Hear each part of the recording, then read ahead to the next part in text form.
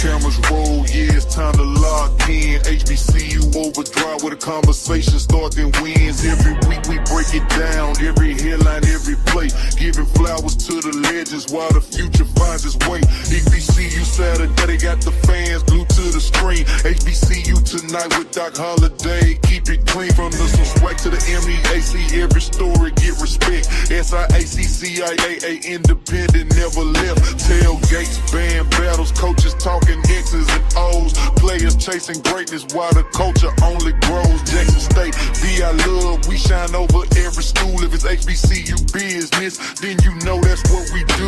No gossip, just a fact with a southern state of mind. Real voices, real moments, every episode designed. This our sports, this our culture, this our legacy alive. Turn it up and ride with us. HBCU overdrive, overdrive, overdrive, overdrive, overdrive, overdrive. HBCU overdrive, overdrive, overdrive, overdrive, overdrive. HBCU overdrive, overdrive, overdrive, overdrive,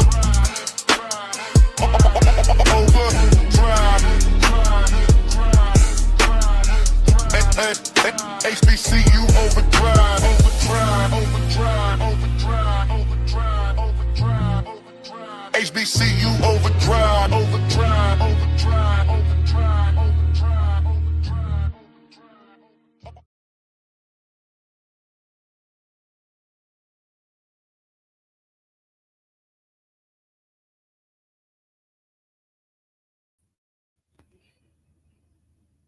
What's going on?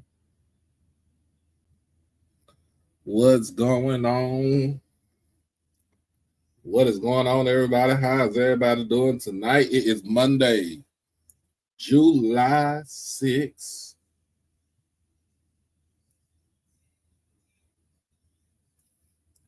The year of our Lord 2026.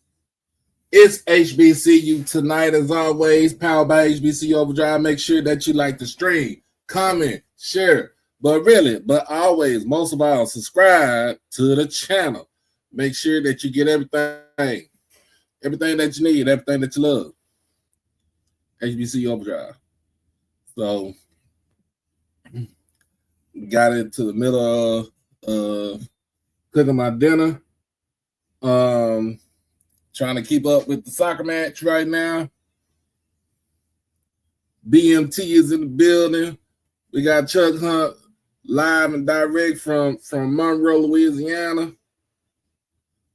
What up? What it do? What it do? What it do? If you're on Twitter, make sure you hit that follow button on the Twitter page, and then bring yourself on to their YouTube side and hit that subscribe button on the YouTube. We are trying to get to 3,500 subscribers. We are getting 3,500 subscribers. I'm doing this a little bit smaller, on a small scale, but I'm always going to be thinking big. Got to think big. But other than that, don't know when if my people coming in or not. If so, hey, we going to rock it out. If not, hey, we still going to rock it out. But always make sure that, like I said, you comment, share, and subscribe to the channel. Tell me where everybody from, where you call it, where you hailing from, what school you hail from. Hey, we just gonna have some fun. All right, this is the week. We got to get down and dirty. We got to get down and dirty with it, man. This is our last week right here, ending on the 12th. So if you haven't done it by now, make sure you hit that donation button down below. Hit the you can always hit that Cash App button, HBC Overdrive, or you can hit that PayPal button, David Smith 1925. All right. We are $270 away from our goal. So we go ahead and get to Media Day this for next week. In fact, yes, Media Day is next Wednesday to be exact. So I'm just You know what? I'm just ready. And so I'm just gonna keep this up here. Um, just gonna keep this up here. Just for anybody who wants to make sure that you see it, you see everything right now. But let's get into our prelims. So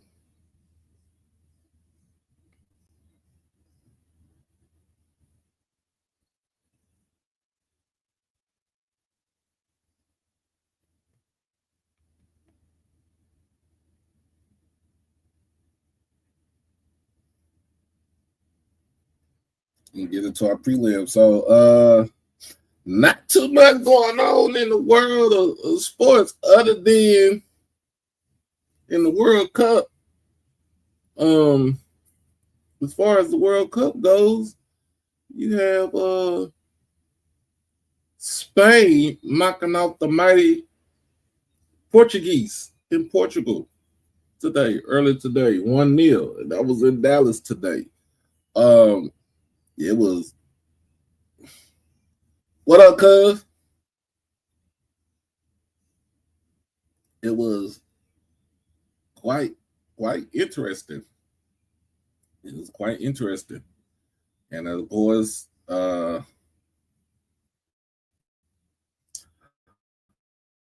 up, CT? What up, CT?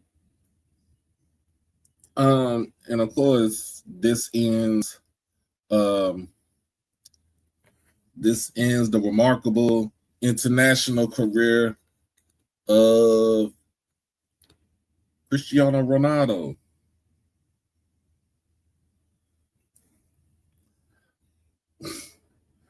All right, Danny says she done got caught in the kick. She got caught up in a kickball match. Oh, she in the soccer game. What to do, man? Hey, shout out to the Alcorn Brave, the Brave Hawks.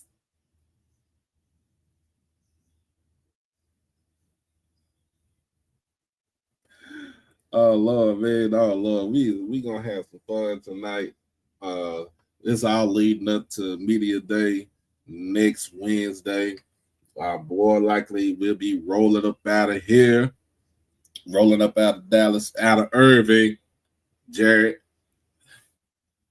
on hopefully Monday afternoon, so I can get down there Tuesday morning, meet up with Troy now, and we can go do some sightseeing or something. And do some seeing some sights, have some fun, and then get ready to get down to business on Wednesday morning. Got to pick my spot out on Wednesday. But other than that, we we just living the life up in here. I'll be right back, y'all. Got to check on my dinner, but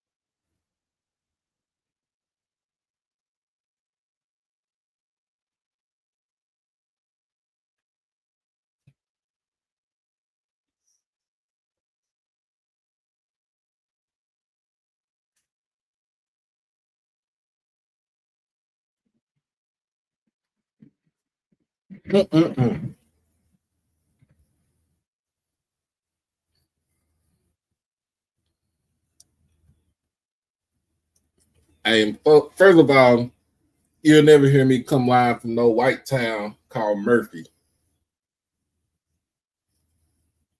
You'll never hear me come live from no white town called Murphy. See, this one I know, Jerry, bro, you've been in Dallas too long to know where Murphy is, man. Anyway, let's see what else we got going on. What else we got? I'm gonna take this down for a second. What else do we got going on right now?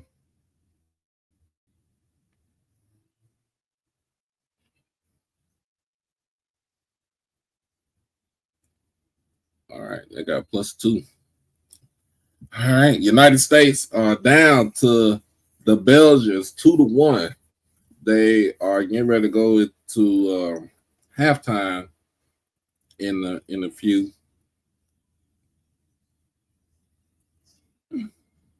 But this has been a very, very, very interesting.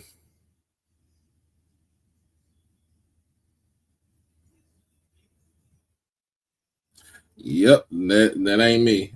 You'll never catch me on the tollway like that.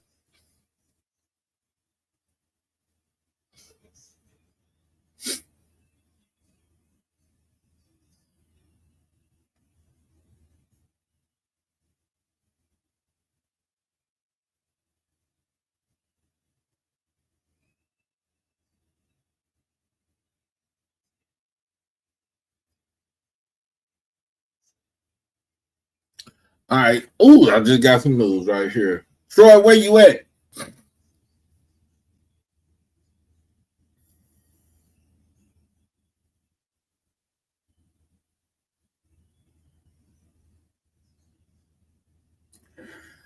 Okay.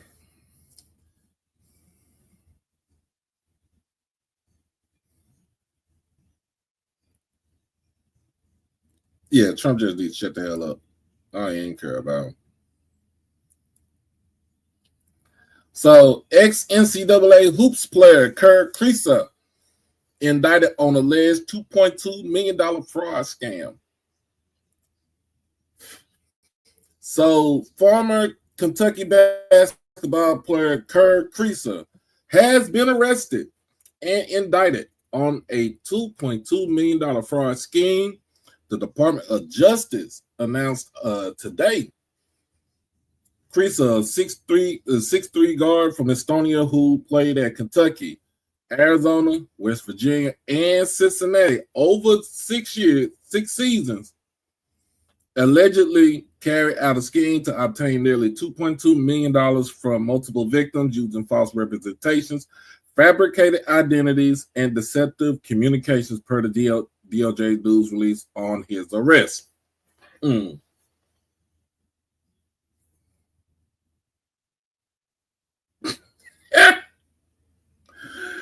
Oh my goodness. Kriisa played for Cincinnati last season, averaged 5.8 points and 3 assists a game before suffering a separated shoulder in February and missing the rest of the 25-26 campaign. According to the DOJ, Kriisa allegedly ran a 4-year scheme that involved convincing one victim to send him money by saying his mother had cancer and needed treatment. By posing as his mother in another scheme, he allegedly told one victim he needed money to save the family's farm. He also allegedly acted as a woman named Irene. Hey man, don't be using my grandma's name like that. To sign a fraudulent promise to repay one of the victims $100,000 by a February deadline per the DOJ's indictment. Financial fraud schemes erode trust and cause real harm to victims who believe they were helping someone in need, U.S. Attorney Matthew L. Harvey said in the release. Our office will continue to pursue individuals who exploit others through deception. We are committed to holding them accountable for their actions. The government is seeking forfeiture if any proceeds traceable to the alleged offenses. including a money judgment of approximately $2.2 million against Creaser. Creaser dealt with multiple injuries in his career and competed in just 127 games over 6 seasons. As a result, his arrest is just the latest in the sport by the DOJ, which has indicted multiple college basketball players and coaches in gambling and bribery schemes over the past decade. First and foremost, you dumber than a box of rocks.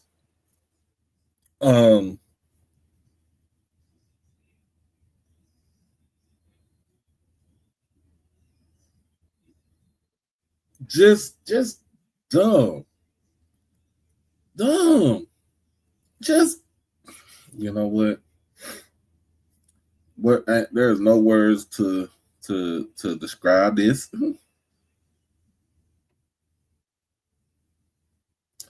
Just dumb. Just dumb.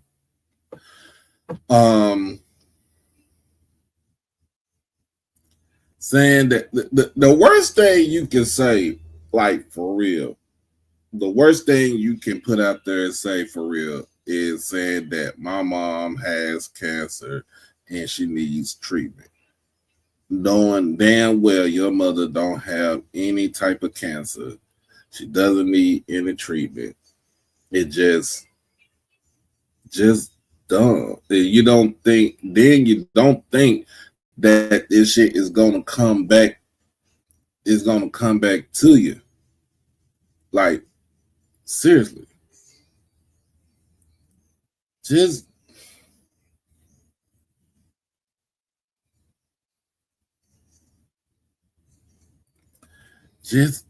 dumb. Just dumb.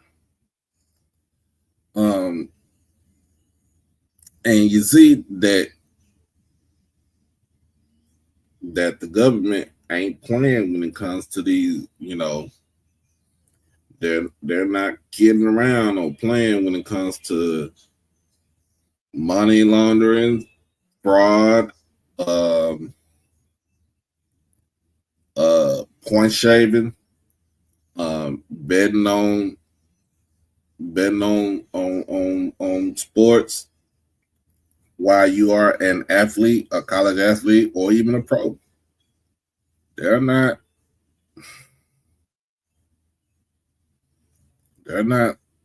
playing. And then let's talk about this right here. Let's see. Former DraftKings trader charged in Fresno State hoops betting plot. Wow. So, yeah, I'm going to need Troy's expertise on this one right here. A former DraftKings sportsbook employee faces felony charges related to a betting scheme involving a Fresno State men's basketball player who allegedly manipulated his performance in a 2025 game, according to law enforcement records from the Nevada Gaming Control Board obtained by ESPN.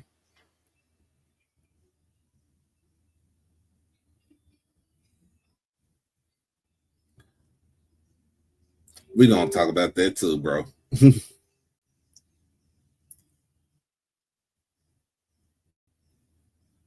We're going to talk about that too. I'm under a severe thunderstorm warning right now. Hold on, y'all. I got to check on something.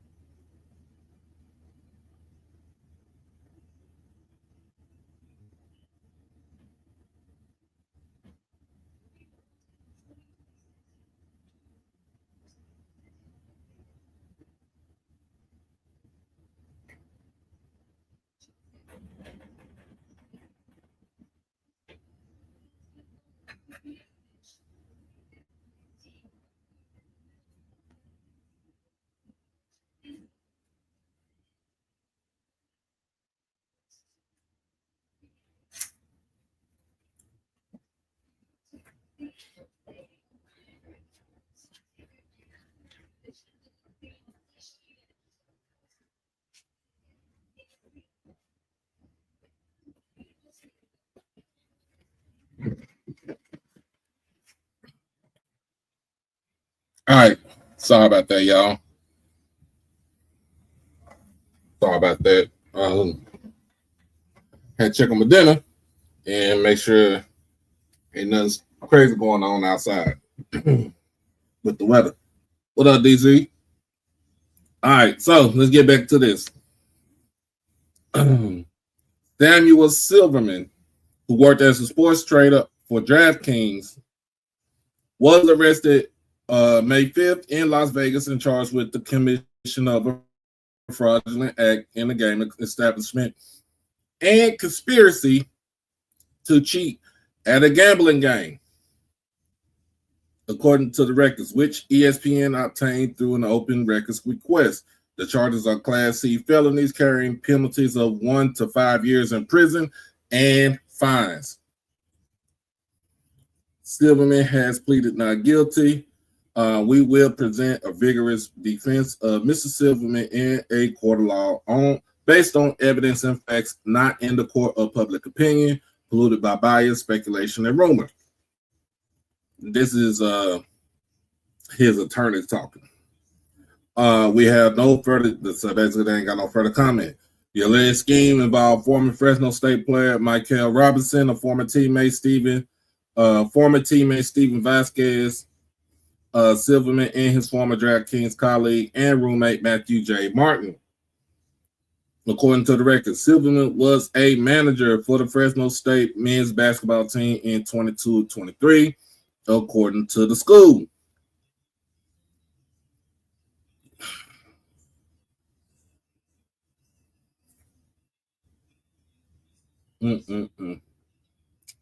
The plot was centered on Robinson allegedly manipulating his performance in the game between Fresno State and Colorado State on January the 7th of last year, according to the record. Silverman is accused of moving money to facilitate bets on Robinson's statistics and receiving proceeds from the wagers.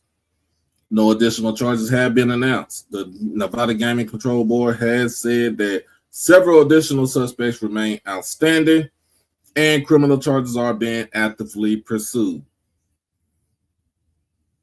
Martin did not respond to multiple messages left by ESPN. Robinson did not respond to a request for comment. In attempts to reach Vasquez were unsuccessful. Vasquez and Robinson were roommates at Fresno State during the 23-24 season, according to the NCAA. Vasquez transferred to San Jose State the following season when the alleged scheme took place. In September, the NCAA announced that it found Robinson and Vasquez had violated its gambling statutes by their alleged participation in the scheme and ruled them out permanently ineligible. Silverman and Martin worked as sports traders at DraftKings Las Vegas office in 2025. The company confirmed they did not have any responsibility setting college basketball odds, according to a DraftKings spokesperson. The spokesperson said the company conducted a review of the matter and found no evidence that any internal information was used or had any bearing on customers.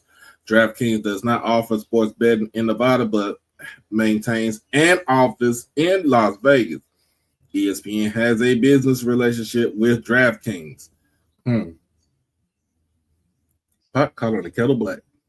The alleged activity issue did not occur on DraftKings platform, and individuals involved are no longer employed by the company. We strongly condemn the alleged conduct of these former employees and remain committed to protecting the integrity of sports and sports betting. So let's see. Let's see what they're talking about.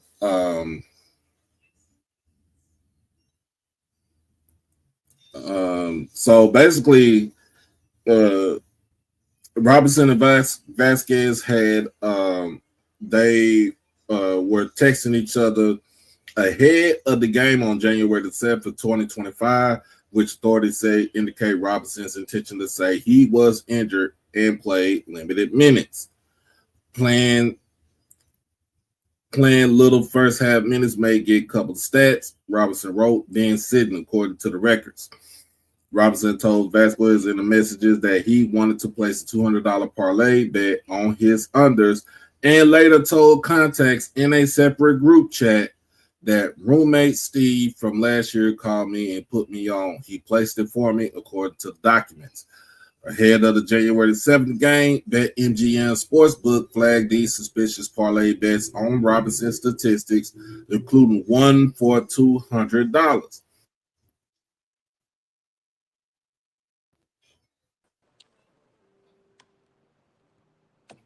Hola. Hola. Each parlay included an under on Robinson's points 10.5, assists 2.5, and rebounds 5.5, and 3-pointers made 1.5. According to the records of BetMGM's supervisor told the investigator that Barton placed the bets, which totaled $2,200 at plus over 625 odds, according to the records. Robinson only played 21 minutes against Colorado State, finishing with 3 points on 1 3-pointer, 2 rebounds, and no assists. Martin's bets won a net $10,950. And you finna go to jail. Over $2,000. At least make it worth it, y'all. But what I told y'all the last time, I said we're gonna see a lot more of this. I Yeah, you said did that say that. when they started coming up with all this stuff, I was like, well, this is not the end of this. We are literally it's not even gonna be a trickle down effect. This is about to be a whole not even a snowball. It's about to be an avalanche. These folks Mhm. finna get they finna have their whole lives snatched. So, immediate following the game and payout, Martin withdrew his winnings to his PayPal and Bank of America accounts, then completing transactions to Silverman for distribution.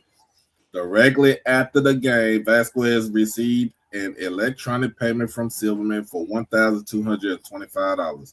The net amount won on the $200 parlay allegedly placed on Robinson's behalf, according to the records.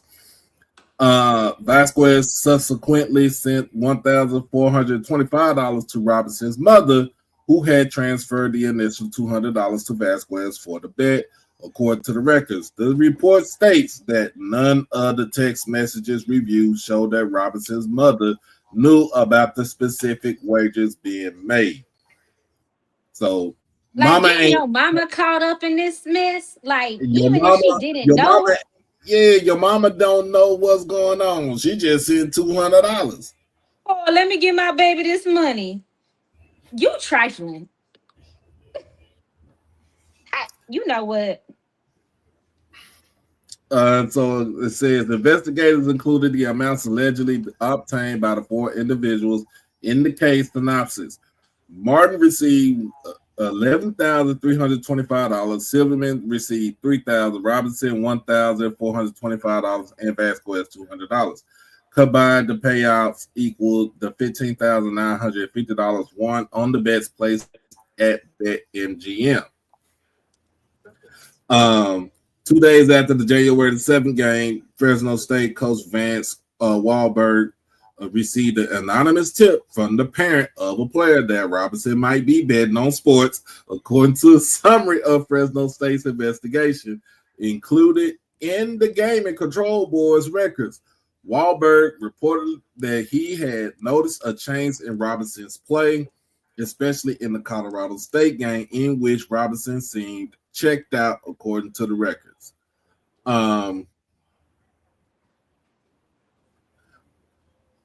In an interview with Fresno State compliance staff referenced in the Gaming Control Board's report, Robinson said he did not bet on sports while he was an active member of the team, and that his bum ankle accounted for his poor performance against Colorado State. He added that he never asked anyone to bet on his behalf and never felt pressured to perform a certain way or cover a spread. But in a text message, you just put out there in a text message that, hey, um, hey, I'm gonna play a little bit, and then I'm gonna give me a couple of stats, and then I'm gonna sit down for the rest of the game. So come on now. You put in a text. You don't think these folks gonna ask for that text message?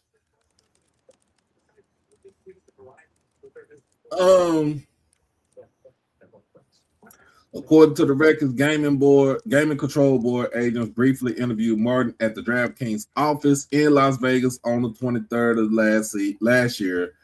October the 23rd of last year. They asked Martin why he thought they were speaking with him. Quote unquote, I'm guessing this has to do with the sports integrity then. Martin said before a person who said he represented DraftKings legal team asked that the questioning stopped, according to the records.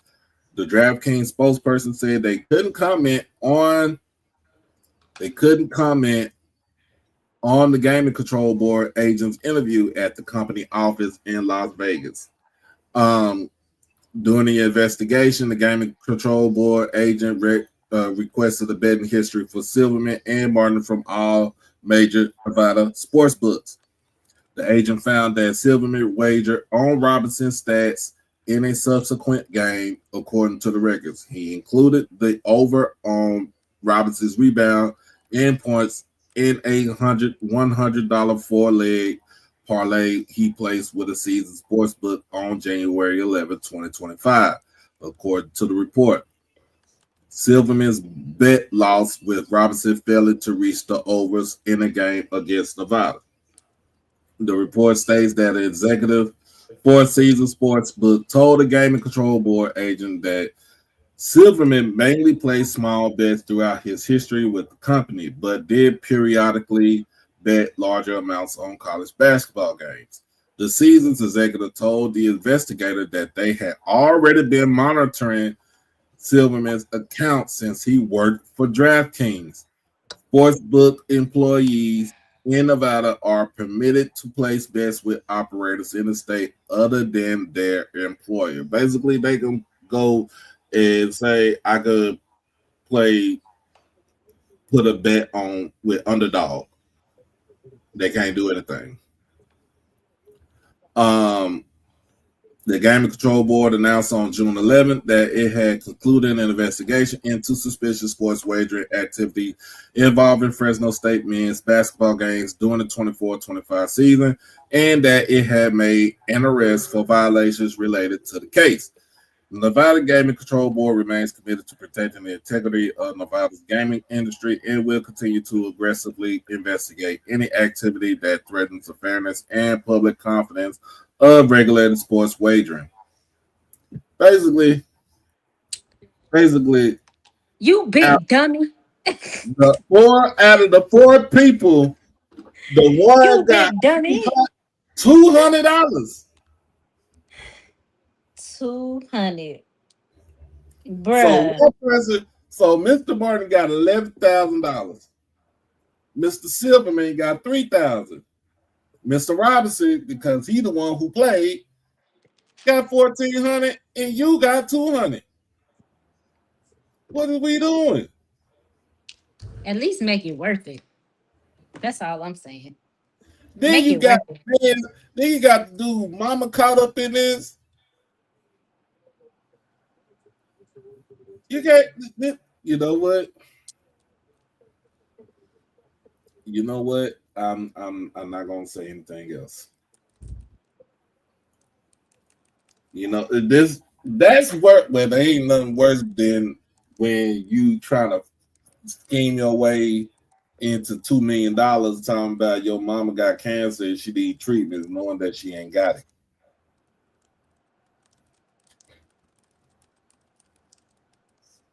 That's on one thing I do not get right there. That's trifling. Trifling.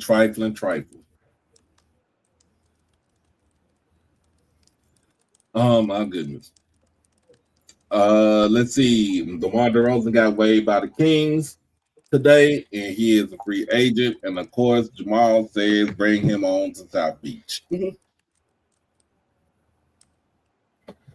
Today is Zion, I pick porn stars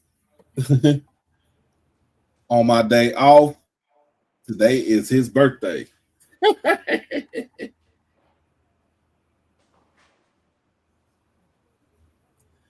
Oh Lord, that's funny. Now, I don't know why you said on his day off, because he don't take no days off with them. Now, when it comes to playing the sport that he's paid to play, he take all the days off. You take all the days off. You eat all the foods down there at the French Quarter. Listen, beignets and snow bunnies. That's all he care about. It's terrible. He still with that crazy girl. Ain't no telling. You know, a lie don't care who tell it. So he could say no, but that's how they keep getting caught up. You keep going back to the source of your pain. For what? Leave them alone. But I guess if you don't want a committed relationship, you gon' I mean, hey, you just gonna go wherever you can go to get your little rocks off. Mm-mm.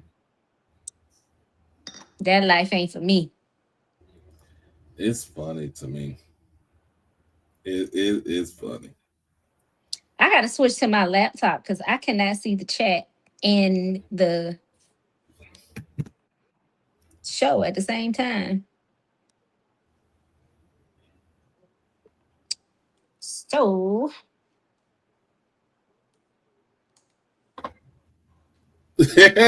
Jared said it looked like you drinking Taylor Port.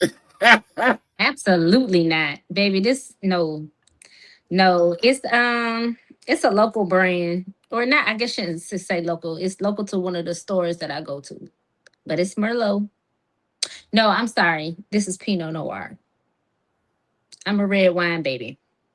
So I like my Pinot and my Noir, Pinot Noir and um Merlot are my faves. So Oh, okay.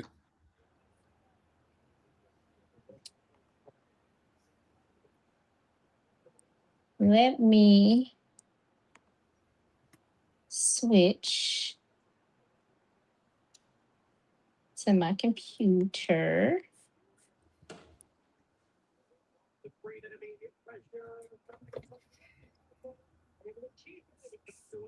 Oh my goodness.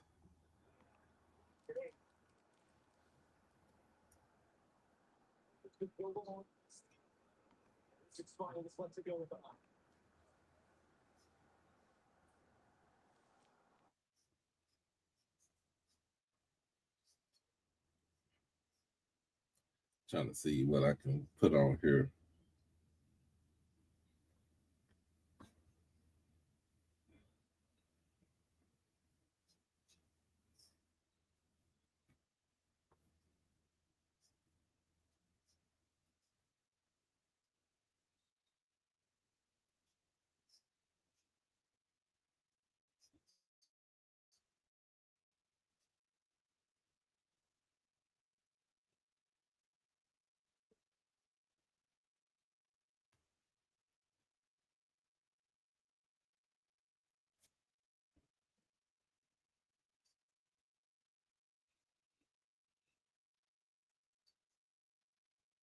Oh, there you go.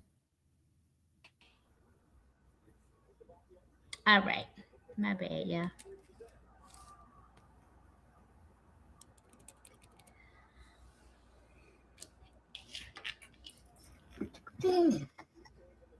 Am I frozen? It look like Doc is frozen.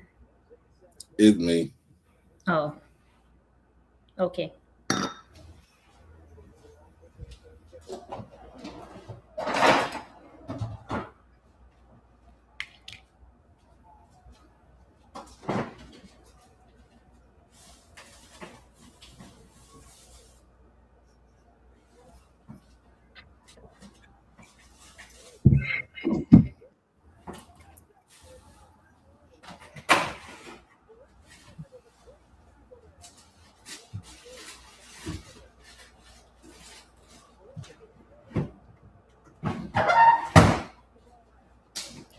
What's for dinner? I am making spaghetti today. Not spaghetti. Spaghetti. Yep. Maybe I'll cook that tomorrow when I get off of work. No, I don't got to cook that tomorrow when I get off of work because I get off late tomorrow. First and foremost, oh, shout out to Marlo because today is Marlo's birthday. You gotta put that. Yes. Happy birthday, Marlo. We got to celebrate tomorrow on the show. Mm-hmm. Mm-hmm.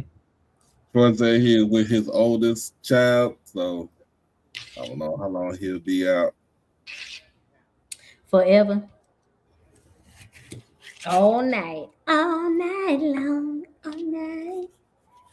All Yep. night. But let's go ahead and get into it. We're gonna finish out the rest of the CIAA. You know what we should do? We should just go ahead and do our championship predictions because, baby, going through all these schools with they 0 for records, I'm just saying. I'm sorry. Well, let's put it like this. The top three is going to be Johnson C. Smith, Virginia Union, and Virginia State. I will say that it'll be those three right there. Just depending on what their schedule looks like, and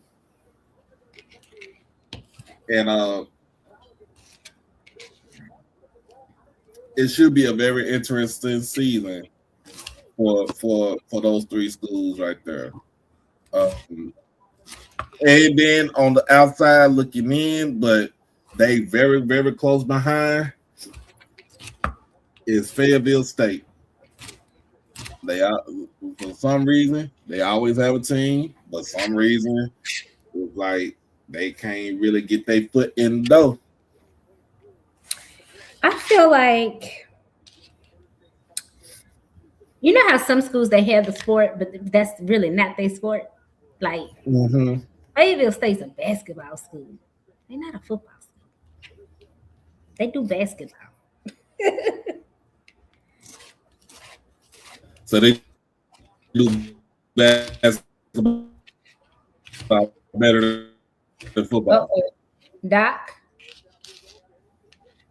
are you there? What's up? I'm here.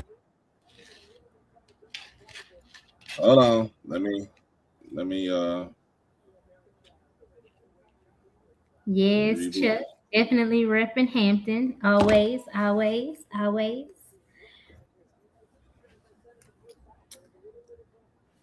Oh Lord. Hey y'all. Doc will be back. You got me for now. Deal with it. All right. So let me know. Okay, we got, as Doc said, we got the top three. Who is y'all's prediction to take it all in the CIAA this year? Drop it in the comments. True, Jared. I feel that. And thank you for the compliment. So, funny story, I always wanted to be on radio. Never wanted to be on TV because I really don't like to be seen. I like doing everything behind the scenes. But yeah, I've always wanted to be on radio.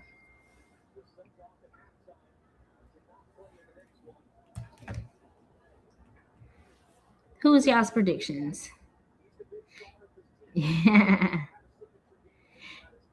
Jerry, you know what sweater this is. Don't be trying to act like you don't know. It's the real HU up in here, baby. Hampton. Chuck said Virginia Union is going to take it all this year. Who else got predictions?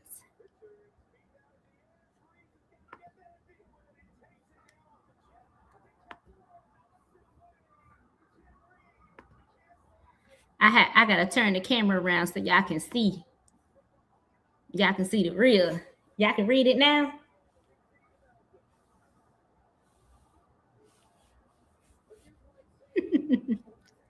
All right. You want to have no more predictions? Chuck got Virginia Union. Jared, who you got taking it off in the CIAA this year? Sorry about Is Matt on here? Yeah, Matt's on here. Yeah. Matt, who you got? Who else did I see on here? Jared, Matt, Jared. No, baby, Howard will never be the real HU. Never. Oh my goodness. The United States better do something right now because it ain't looking too good. I mean, they that second goal killed them. They just allowed the third goal. Yep.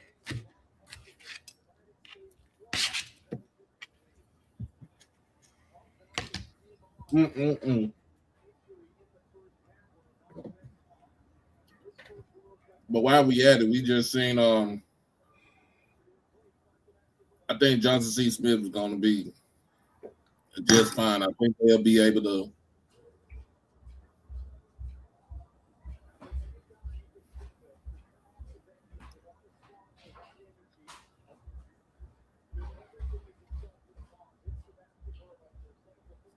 Damn, George Clinton old? He that old? I didn't know he was that old. Well, if you don't have 3-1 ain't really a blowout, but if you got attacking strikers, and we only got 2 of them, in Pulisic and Balogun, so I mean you can say it's a blowout, but it really ain't a blowout. I think they got to get possession on the other side of the field to where they got to attack the goalie. Well, soccer's a hard sport to score in. There's never really high scoring games unless one of the team just sucks. But in terms of it actually being a high scoring game, you're not going to see that. It's and some people consider it boring because of that. But it's one of those sports where it's very physical, but and that's probably one of the most entertaining parts of the game is the physicality of it. But in terms of scoring, unless you have high flying strikers, it's very hard to score in soccer. And you got to think unless you can pass the ball to someone on the corners of the goalpost without being offsides, you run the risk of just not scoring unless the goalie messes up or you get an on goal. Yeah.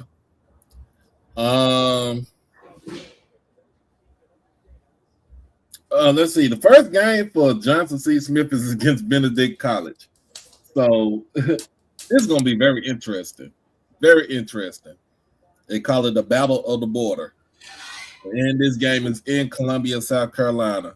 Then they got the Black College Hall of Fame game in Canton, Ohio against Albany State. They pretty much have a all Division II schedule this season. The best thing about this is they only play one Virginia school, which is in Virginia. They play Virginia State. They play them at home. Don't have to worry about playing Virginia Union, but that's the tricky part because let's just say if Virginia State and let's say all 3 of them end up with pretty much identical conference records. It's kind of, to me, it's kind of iffy of how they do it because I know one year Johnson C. Smith ran the table, but because they didn't play Union, I think Union ended up winning the conference. Yes. they're head to head because they, like you said, because they didn't play each other, the head to head and the tiebreaker and all of that, whatever it boiled down to, it ended up going Mm-hmm. to Union. Sorry. Yeah. But which is interesting because I think when you have based on your conference alignment, that's and people don't always agree with it, but you know, you got the coaches to blame for that. The coaching, the committees determine how their sports are going to be run. So, that's why it's important. We talk about it a lot in our conferences, like, don't make decisions based off of what benefits you, because the moment that it doesn't benefit you, you won't have a problem. But, we just we gotta let this roll out. I'm gonna be very interested to see what kind of season Benedict has as well. I know we're not talking about them, but you just brought them up, so Mm-hmm. I'm very interested. They've typically had a very strong program. That's another. Well, on the women's side, definitely a basketball school, but Oh, football okay. has been. They've been consistent. I think that they've not made as much noise the last few years, but they're another school that can turn it around quickly with the right recruits and getting a good offensive line. Well, Virginia State. Virginia State starts their season off with Barton College, and then they host Bowie State, and then they got South Carolina State and Orangeburg. I think that will be that might be their only loss on the schedule until they play Johnson C. Smith. And so the last two games of the season, they played Johnson C. Smith and Union in back-to-back weeks towards the end of the season. So that could be kind of hard to do. That could be kind of hard. That's kind of hard to say. Mm.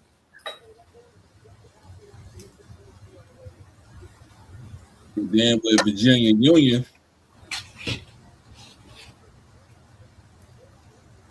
So Jared picked Claflin to win it all. whatever. In Jared, basketball, Jared, are you drinking?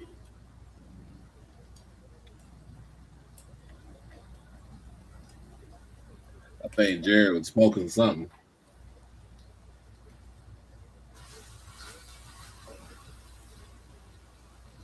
Good at jambalaya.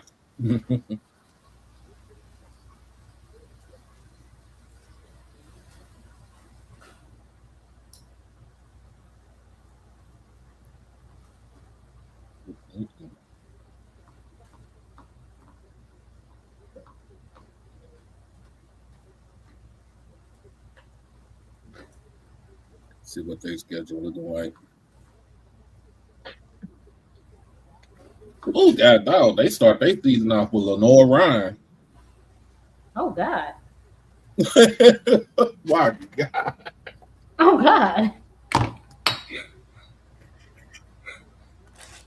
That's tough.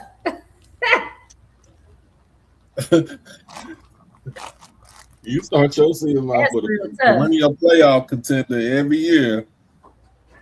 That's kind of crazy right there. They got Livingstone at home, and then they are playing Chowan University. I don't know. The last time they played Chowan, it's been a minute. Yeah, last time they played Chowan won 26-21. That was in 2022, and I think that was the last year Chowan was in their conference.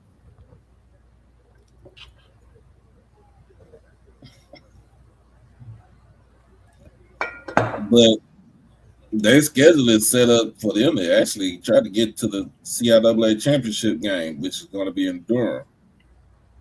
I know, Chuck. That's why I asked if he was drinking.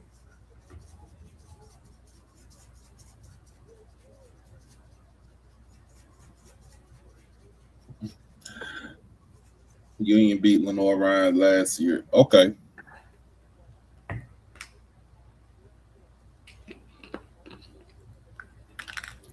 Okay.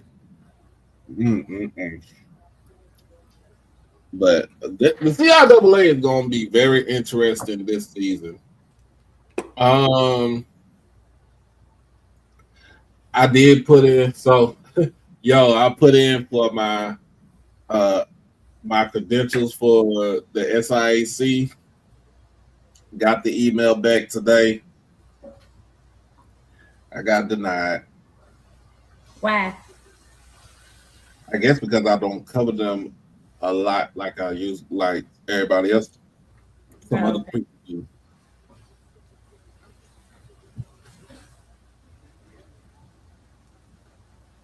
But it's all good. It's all good. That just lets me know that I need to go ahead and cover them a little bit more. Yeah, start writing on them. Write on them, and then tag them in your post. Okay. Okay. Then whenever you talk about a conference, Mm-hmm. clip that segment, Yeah. and then post it as a reel, and either collab with them or tag them in it.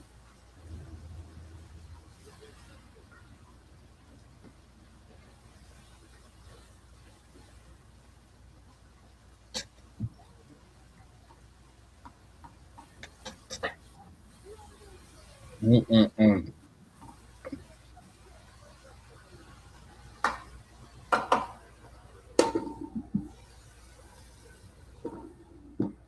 Looking like, damn. I don't know what's up with TC, but he like Thanos collecting infinity stones out here. I just seen we got they just named Breland Speaks defensive analyst and defensive assistant defensive line coach.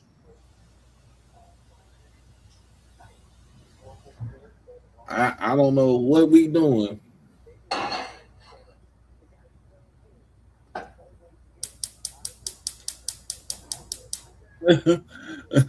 Hold on. Yeah. So let's talk about this right here. The Morehouse AD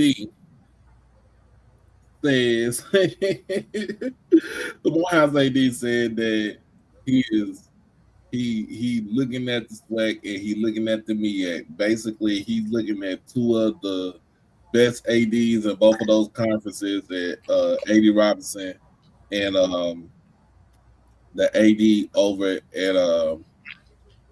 at Howard. Um,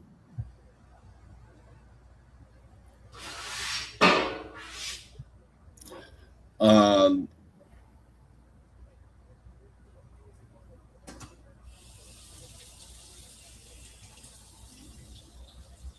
says who? Because I ain't got to touch to Houston to go to no damn Atlanta.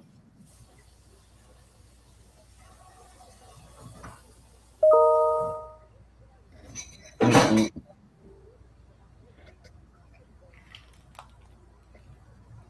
Yeah, say Morehouse is talking about going Division One,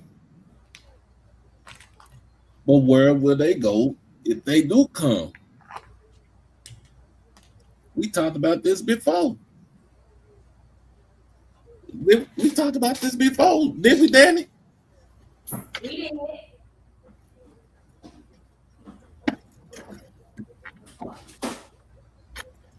Yep, we sure did.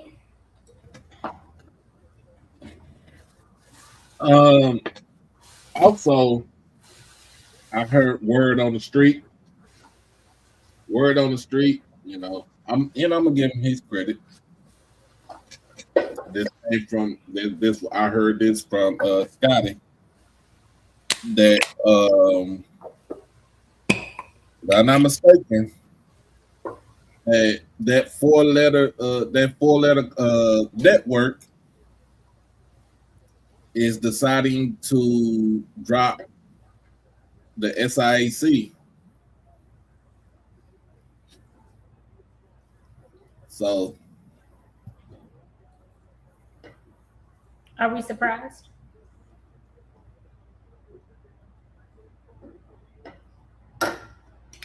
no, So I'm not surprised. media is a very interesting space, right? Right? And I hate to see us getting caught up with people that don't give a damn about us. Like they don't care at all. They don't do anything to truly promote who we are. We're just a demographic to them, right? There's Mhm. no storytelling with them. It's not like we have channels and access to stuff, and then when it's all said and done, all of our content belongs to them. That's crazy. Right. All right. What's up, Troy? You appreciate free meals with your kids. Until what? But I'm gonna be honest with you. It took them a little minute to grab the check. That lady put that check down, and that check sat there for a minute. I was invited to dinner. I'm not paying. So after about 7 minutes, I said, so you gonna pay for that? 'Cause you invited me to dinner. What's going on, Mr. Ford? Hey, how you doing, man? How's everybody doing? Doing good. Always. Doing Hey, good. Mr. Ford. Hey, how you doing? I'm phenomenal. Oh yeah, you look phenomenal. Oh shoot! Watch out! Watch yourself now. All right. I've been single for a long time. Hey, Oh, hey, my I goodness. know I said the USA could win the World Cup. You changed your mind, didn't So I was wrong. you? But I felt like I was right. I felt like I was right at the time. Man, but they gave us hope. They give you hope. They give you hope. They gave us that hope was dashed after they got that free kick and gave up a goal right after that. That was into that. I was good. I was all right. It is what it is. So the Morehouse AD, Mr. Ford said they want to go D1. It's about time. We, I've been telling you that them along with my alma mater, two dumbest schools in black college sports. Listen, all Morehouse has to do is go D1 in football, join the SWAC of the MEAC, but leave the rest of their teams in the SIAC. And the thing that I've been trying to tell people, it would be so cheap because they don't have female teams. Now, Clark should do the same thing, but it would be more expensive for Clark because we do have female teams. But this is money that's being left on the table. I've told people over and over, if Bethune-Cookman can be Division I, then Morehouse and Clark can be Division I. Because they got more money than Bethune-Cookman.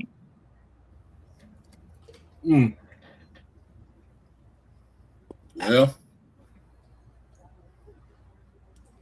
Well, then we talking about more sports gambling issues. I don't know if you heard about that one, Troy, but I heard. I reposted about this. Yeah, I heard too. Listen, full disclosure, I've worked on gambling applications, right? the level of stupid that you think you can get away with some scheme when you work at the company.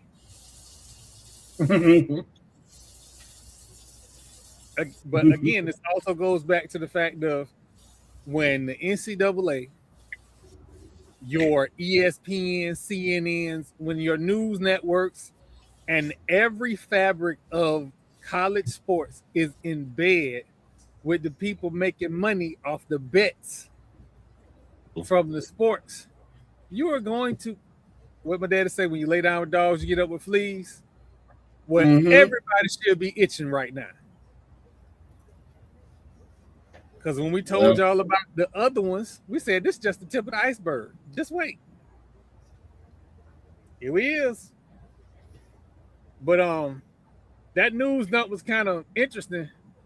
You know, when the HBCU players was involved, it was big news. Big news. Has anybody seen the picture of the dude that worked at DraftKings? I can't find a picture of him nowhere. And you won't. Wrong skin color. Don't mind me. I just be asking questions that's gonna cause some trouble. Wrong skin color. You know, we always say how white men fail up. So do white women. Let a black person fail. We get shot down. We get blacklisted. It's all kinds of issues with us, right? We making all the wrong decisions forever. So,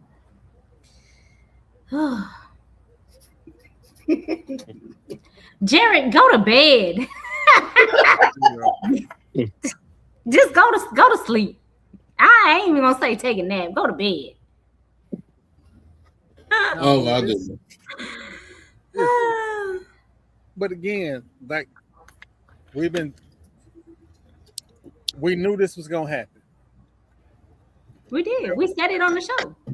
It's I literally said, wait, this is not even the tip of the iceberg. This is just starting. And like I said, we're about to have a whole avalanche. All right. So we still finishing up CIAA. We just did the top 3 teams. Mr. Ford, Virginia Union, Virginia State, and Johnson C. Smith. Right. And then you add in that 4th team in Fayetteville State because they always come in sneaky. Right. Okay. Yeah. Who do you think will have the better output for this season out of those 4 teams? You asking me? Yes, sir. Okay, now you know I'm a big fan of Flowers at Johnson C. Smith, but I'm also a fan of the coach up at Virginia Union. He's Dr. Alvin perennially, Parker. yeah, he has a really good team. So I'm gonna be I'm kind of shocked that those 2 guys are not in the MEAC or the SWAC, to be honest with you. I definitely thought, because you know the SWAC is an aerial attack. You know, everybody in the SWAC is about throwing that football around. I thought that Coach Flowers would fit in really good in the SWAC. And I thought that the guy at Virginia Union would have the same kind of effect that Dr. Joe Alvin Taylor Parker. had when he came to Hampton. So that's why I say I'm kind of surprised that they're still in the CIAA. What about you, Chuck? I was telling you, I put it in the comments. I put it in the live chat. I think it would be Virginia Union. Okay. Virginia Union. Yeah, I think we're looking at what Dr. Alvin Parker has done with that program. Like it's just like you know, you think you know, that running back that he had before, and then they had another running back, Curtis Allen, and then it seemed like somebody just coming with great team. You think that VU is down, you know, after a player, some top players leave, but they seem like they just continue winning.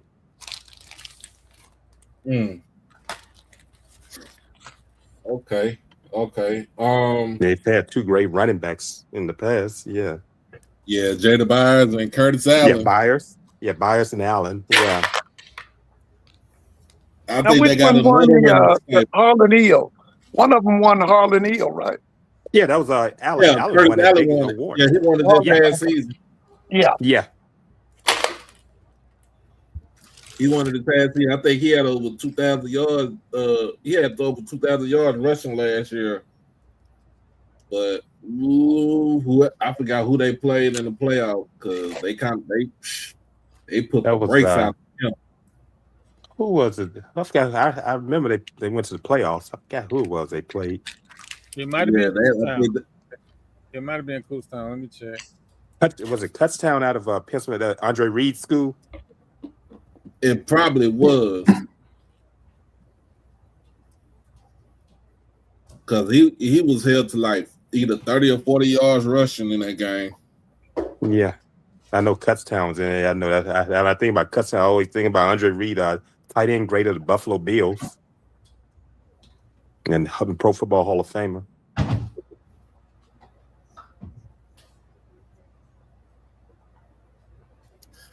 Woo, I'm gonna tell you like this. Yesterday, a lot of Mexicans was quiet yesterday after that match. I ain't making fun of nobody because I'm about to be quiet in a few minutes. So. I really didn't think that the United States was gonna get this far as a host country. And it's going to be crazy that if we lose the game, all three host countries are out. And you all talking about Cape Verde. You all talking about Cape Verde. They had their parade when they got back to their country. And you know who came from Cape Verde? Mr. Ford, remember this group? They're Cape Verdean Americans. Their parents came from Cape Verde. Mr. Ford, you remember Tavares?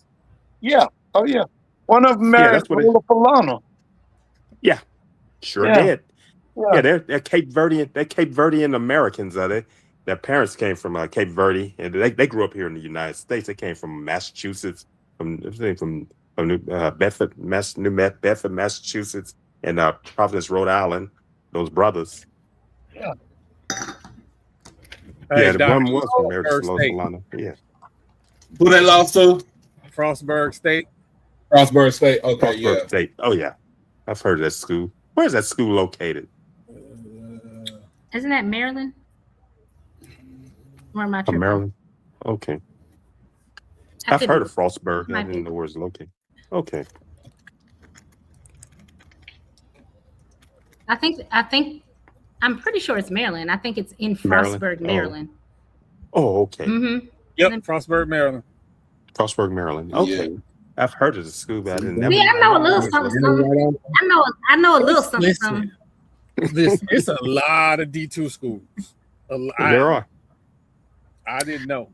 I think that the Division II football playoffs and championship that's some of the best football you will see. Oh. I mean, that's good football. D2 has some good football. Oh yeah, they do. Like for real. Me and Mr. Ford, we talk about that all the time. Mr. Ford. Yeah. Uh-huh. We talk about that all the time. Right. Oh yeah, talk about Division II. Yeah. Yeah. Oh yeah. That's good football. Oh yeah. It is diverse. And then people got mad that they had their championship game at a high school stadium. I was like, have y'all been out here?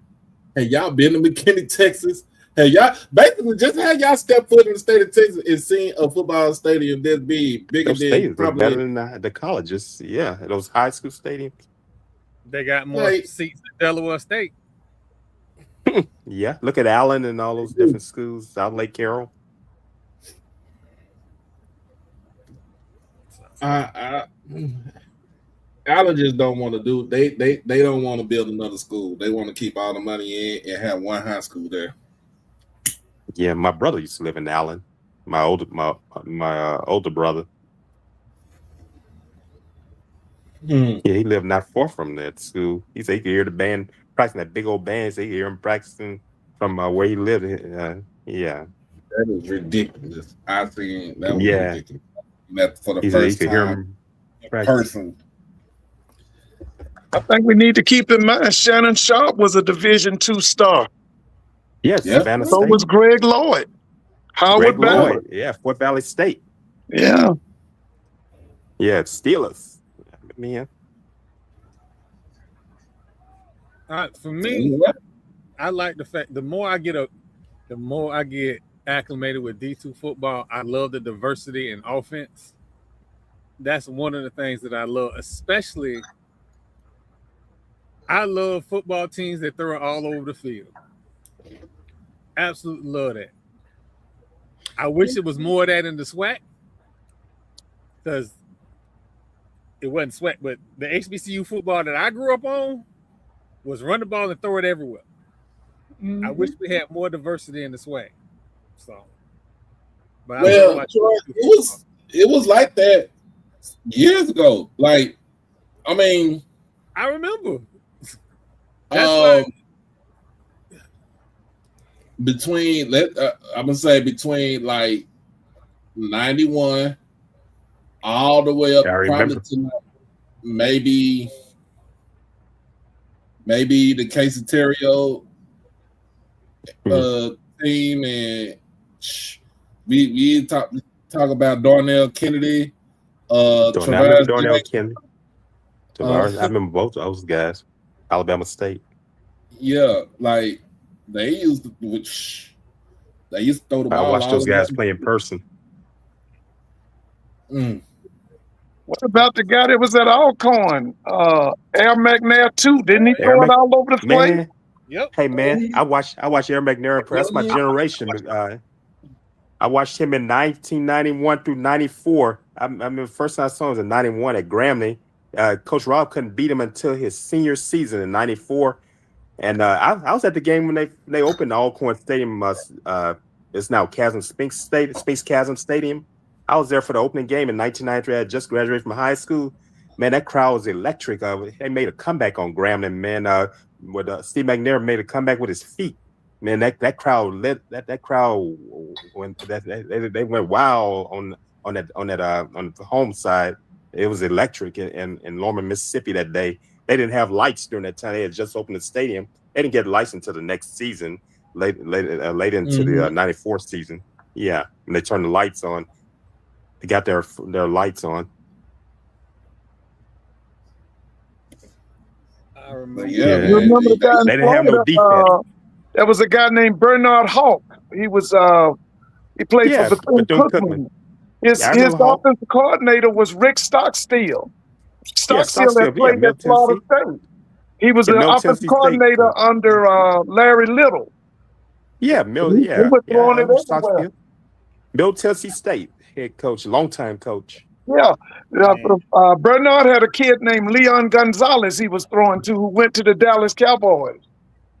Yeah. Leon was overshadowed by Jerry Rice. At that time, Rice was at Mississippi Valley. He overshadowed Leon.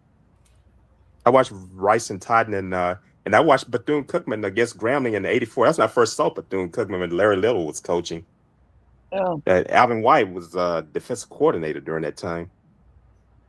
I want to say my junior year in high school, my sophomore junior year in high school, I went to the Florida Classic and saw Tony Ezel play for FAMU. Tony Ezel. I remember Tony was at his desk when he had Kent Schofield as his offense coordinator. Schofield. That's when he was. I remember Schofield. Yeah, Kent Schofield. He was at his desk. Kent left. Schofield left FAM and went to Temple, I think, as offense coordinator. Yeah, he used to wear bow ties. Yeah, he was at Fort Valley. He was their head coach for a number of years. Schofield had played for Jake Gaither. He was from Toledo, Ohio. Yeah, I remember Schofield. He was coaching at Fort Valley State in the 90s. Yeah, that was him. Head coach. Yeah. If Schofield had stayed at Florida A&M, Ezel would have made the pros because he was getting him ready for the NFL. Yeah, I'm telling you, Ezel. Mississippi Valley was already Division. They were Division One when Jerry Rice was playing. Yeah, 1AA.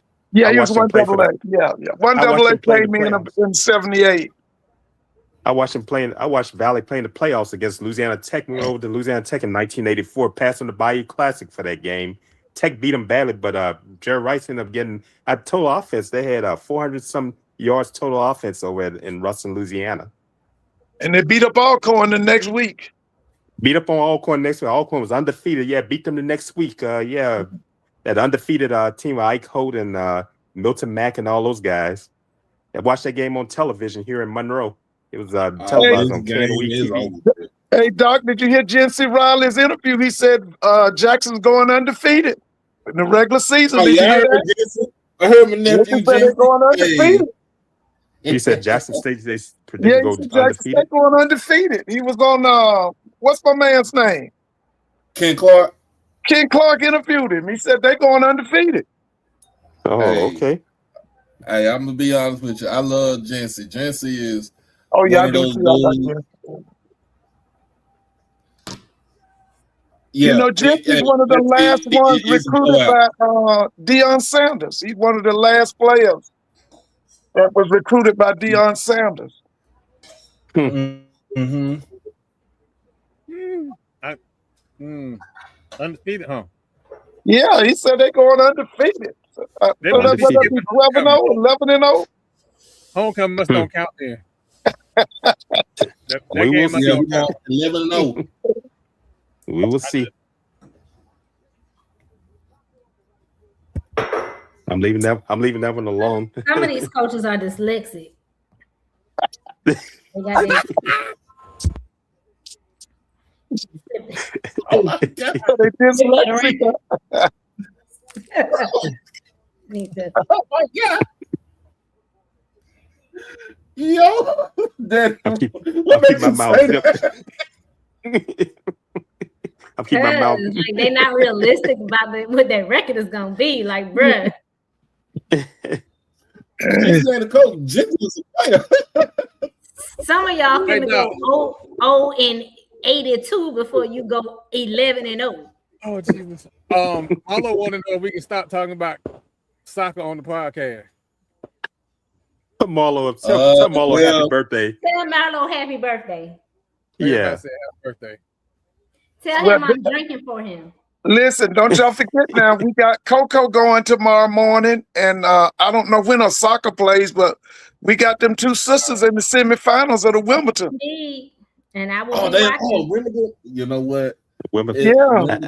I haven't even been watching Wimbledon nor. Well, that's all I'm about is Wimbledon right now. Oh, I love Wimbledon.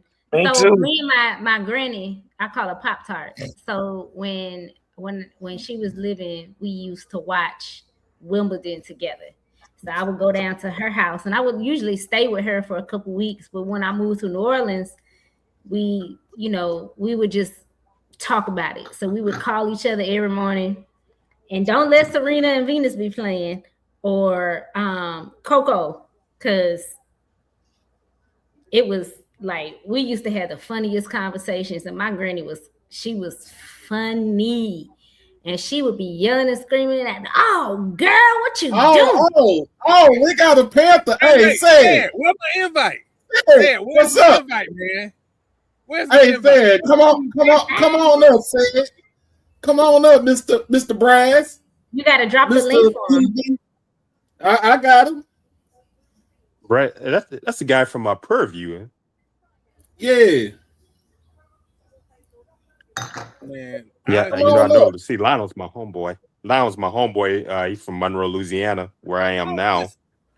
you know what? I tell people this all the time, and all jokes aside, I don't like rational fans. I like the Sayers. I like the Lionels because they drive conversation and they drive people to the stadium. Now, all that being said, I need people in the game. I need people in the game during the festivities. That's one thing at Grambling, man. They'd be out there in the tailgating area, and then more of them could come in the stadium. There'd be a lot of them in that tailgating area, but you said getting them to come into the stadium for the game. They hang out there in the tailgating area. I've seen it many times. Yeah, again, we all. I'm not finna sit here and ask nobody for parking lot pipping because I am not above.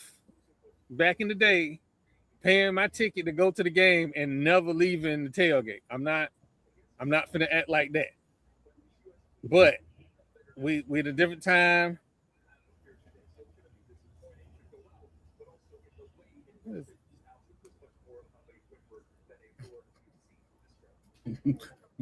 Oh, yeah. Then we just Mr. Ford. Huh? We just named Breland Speaks. He's a defensive analyst and assistant D-line coach now at Jackson. Okay, well, what's his Oh, okay. biography? Where is he coming from? The NFL. Oh, okay. Okay. And so who did he play? Who was he playing or coaching or what? He was playing. He was playing. He's a Super Bowl winner. Okay, what team? Kansas City. Kansas Okay, City. now Oh, where did he do his who did he play for collegiately? Ole Miss. Okay, what's his name again? Breland Speaks. Breland Speaks. Okay. Is he from Jackson? Yep. Oh, okay. Okay. So what was his high school in Jackson? Callaway. Okay, Oh, from Callaway. Callaway. Oh, the Chargers. Okay. I remember the Chargers over there. Okay. Callaway Chargers. Well, Yeah, Jimmy Smith School. did you see the former mayor and some other people were they indicted or charged with criminal activities while in office or something? Did you see that about the people in the what's that mayor's name? I think they were indicted as well. I haven't heard any updates though, Mr. Ford. They were on television. Talking about But what In was Jackson? Looked like they were coming out of the you talking courthouse. No, I'm saying I haven't seen any updates on when the trial's gonna be or anything like that. Well, something's gonna happen October 15th. Okay. Yes, I don't know if that's trial or sentencing. Yeah, they've been on television. Oh Lord.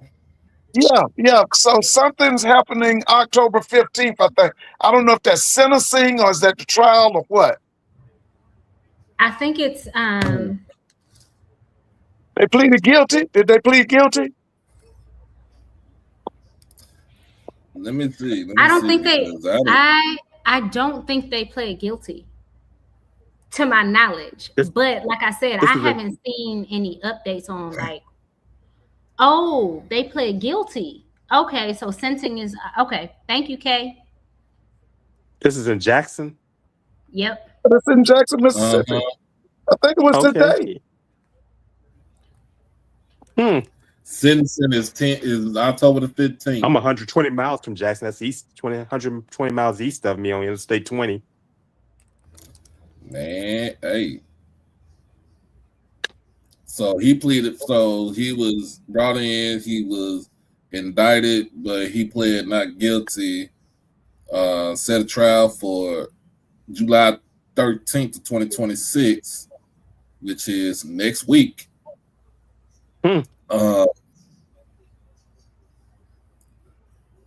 So they basically said they pled not guilty. Yeah, one of the lawyers for the mayor is from Atlanta. We know him. He's well known in the Atlanta area. His last name is Davis. He's one of the lawyers for the former mayor. Who's the former mayor that's on trial? Chokwe Antar Lumumba, the son. Oh, Lumumba. Yeah, I remember Lumumba. Yeah. Yeah, I remember his father was mayor of Jackson. I know he passed away while he was in office. Mm-hmm. He was an attorney. I know he's from his dad was from Detroit. I think he came from Detroit somewhere like that. Yeah, I remember Lumumba. I remember both of them. Yeah, his wife was a professor at Jackson State. Is a professor at Jackson State. Oh, okay. Who's the mayor of Jackson now? I lost track of who's mayor. The mayor of Jackson now is John Horn. Oh, okay. Because I remember, I go back to where I remember back with Jackson. I remember back when Dale Danks was mayor back in the 80s. I know Danks go back to the 70s and he went to the 80s. He was there for years. I remember Danks and then I remember Harvey Johnson. I remember all those different names. They used to be even Frank Melton thought he was made rest in peace. He thought he was, he was owner of WOBT. He thought he was mayor, police chief, fire chief. That man, he was a character. I remember the day that I remember the day that Harvey Johnson was elected mayor of Jackson. They was like, that's Harvey Johnson. Because he had lived in Cincinnati. Because they said he was the first black mayor of the city of Jackson. Like, first black mayor, yeah. And Frank Melton came out. Melton was he did the bottom line of WOBT. He owned the station. Frank Melton was crazy as hell. He was crazy. He was from Tyler, Texas. Frank Melton was crazy as hell. Frank Melton used to go on police. He used to go on police raids. Police raids, yeah. He'd be out there with the cops. Had his gun had his holster, had the handcuffs. That's my friend. It's the bottom line. That's his thing on WOBT. He owned the station during the time, and I remember when he passed. He was only about to go on trial, but he passed away because he had lost for re-election. He had lost the primary. Yeah, he was getting ready to go on trial. Yeah. And then I think once the father, the elder Lumumba, he passed away, Harvey Johnson came back as mayor. He came back, yeah. And then that's when the younger son came in and took him. Lumumba. Mm-hmm. Yeah, I remember. I remember they had a mayor named Tony Yarbrough. Mm-hmm. Tony Yarbrough. Tony Yarbrough, yeah.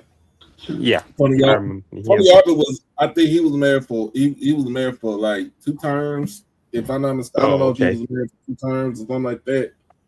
Yeah. But yeah. A lot of people really didn't like him like that. A lot of people didn't like him like that. You know who I met? That guy's been there forever. He told me he's been there since 1989. He's come over here to eat in Monroe at the restaurant where I used to work. Hey, that man's been there so long. You know what I'm talking about? Kenneth Stokes. He and his wife. I know his wife has passed on. Yeah, I met him. Mr. Ken Stokes. He be oh man. I see him at the game though. Yeah, I said he and I hit it off real well. He come to Monroe and eat at the restaurant. Yeah, he used to come to the game. He'd be at the game. He'd sit on the visitor side. His wife was a judge over there. I know she passed away. I met both of them.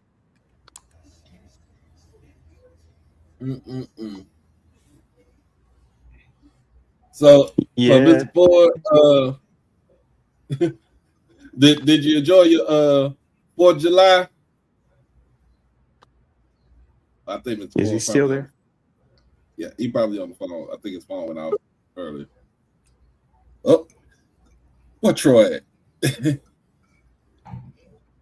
we go. We got Mr. Sid Brass on right here. What's going on, man? Oh, what's up, Sid? How you doing this evening?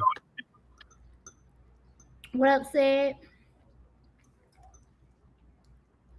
I think your audio. Check your audio.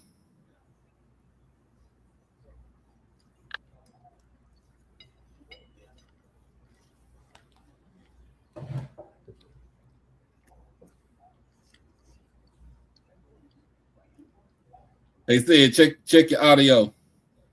Oh, he gone. It dropped off. Yeah, it dropped off.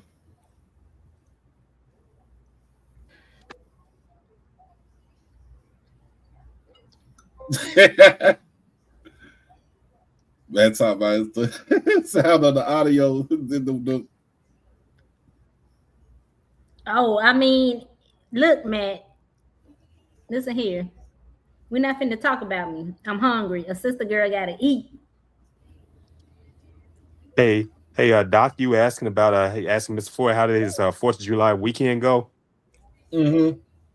Mine went well last night. I was rocking out at home last night. I was telling Danny comments. I was rocking out on watching Parliament Funkadelic's Facebook page, watching him at the Essence last night. I saw the mothership, and they celebrated that. They said the mothership was there 50 years ago in New Orleans at Municipal Auditorium. This time it came in Superdome, a new one, new ship.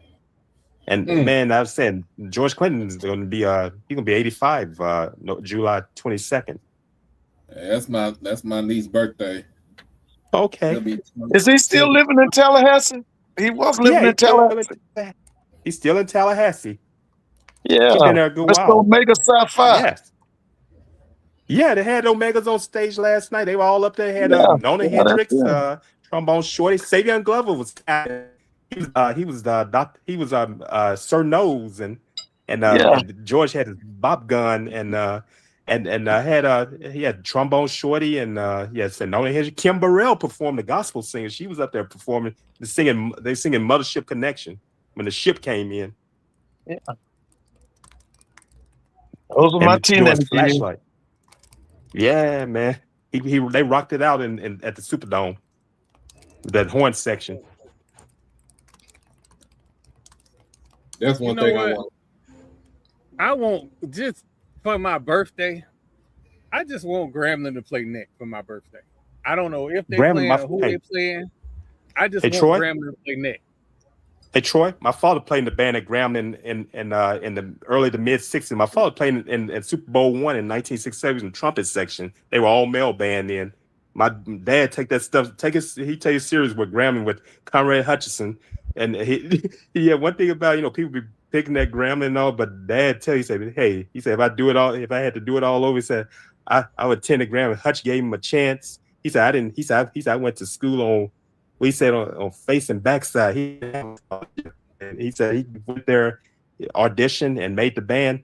He played in the trumpet section, and he said he happy and made that trip to Super Bowl I. And when the Chiefs played the Packers in Los Angeles, he was in that band. University of Arizona's band was there that year too. So the first time ever a black and white band were on the field together. They performed the U.S. map and America before the national anthem. They did separate halftime shows.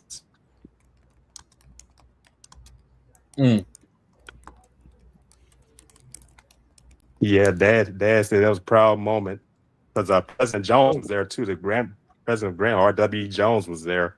President went to Southern. He was a graduate of Southern. He started the band and he was head baseball coach and president as well at Grambling. And he's one who hired Coach Eddie Robinson. He was there for many years, from 1930s. It was 1930s to 1977. I think like 36 or something like that. Oh, wow. Yeah, he was there. Prez started the band. He was head baseball coach and president. And he got all that stuff going. He did a lot of things. They said one thing about him, he knew how to go get that money. Dad said when Abilene, Texas, when they played North Dakota State. See, Grambling played him in 65. But Dad was in that band that they said that was a pecan bowl. They lost to North Dakota State in Abilene, Texas. Said what happened? They almost didn't go. They said what happened? The legislature they wouldn't provide the buses for Grambling. They would provide it for playing for the LSU's football team, and they had them. They put them on in the band for them to travel to a bowl game. But what happened? Prez said he went down to he used to have to go to Baton Rouge and beg for them to get the money. He said, "Get your stuff together." And say you went on that trip, so just get whatever the things you need. So we went to Texas, and they did. He got the money. He had to do that. He had to do a lot of begging during that time. That was for those times. They still doing that kind of mess today. Man, in politics, yeah. It seems like we do a lot of. I hate to use the term begging. We do a lot of asking. Yeah, they know what's going on. Hey, just here, it's no different from Florida. They're going to LSU and all this. That's what they're doing. That kind of stuff. It shouldn't have to do that. Remember, this is a white man's country. They raped, robbed, and pillaged to get this country. Yeah. Okay, because when they got here, remember, it was Native Americans. They wiped out 120 million Native Americans. They kidnapped you here and brought you here for free labor. They took Texas, Texas, California, New Mexico, and Arizona from the Mexicans. So it's theirs.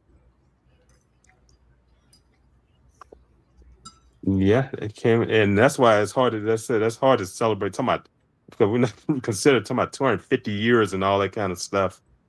They raped, robbed, and pillaged to get this country. That's what they did. Hey, you know what, Mr. Ford? The other day, on 4th of July, Thomas Jefferson's 6th generation great grandson who was black, came on CNN. Shannon Lanier came on to speak. I think I saw it. Yeah, he said when he was in elementary school, he said his teacher, he was telling his teacher that he's related to Thomas Jefferson. She thought he was lying. It was imagine white teachers, and she got on him about that. He went home and told his mother about what had happened. The mother came in and said she raised unholy hell with them, and said teacher apologized to him. Start finding out. The teacher had to be ignorant to history. Thomas Jefferson had 26 black children. 6 of them were by Sally Hemings. 3 of them, after they were released from slavery, went as black people. 3 of them went as white people. So she didn't know her history. She was ignorant to the history. He had 26 black children. The majority of them he sold into slavery in the Deep South. Exactly. Remember, he died bankrupt. So he had to sell all his slaves off. Yeah, exactly. He started the University of Virginia in his house. Benjamin Franklin started the University of Pennsylvania in his house. Yeah. Hey, you know what, Mr. Ford? I look at that with Jefferson. They have a family reunion. I saw that in Ebony. You probably remember that back in the 90s. They had the black and white members of the family did the reunion. She did a whole show with them. Hey, said we got you now. Hold on, real quick. Real quick. Hey, Kobe, we got Sid Brands up in here. Okay, let me say what's something, up, Kobe. Sid? Real quick, Kobe. The reason we talk about everything is because everything has context. So when we talk about sports and HBCUs and the greatness of HBCUs, we also talk about the fact that they're also under-resourced. So when you get these great players, when you get these great teams, you have to talk about how they're under-resourced.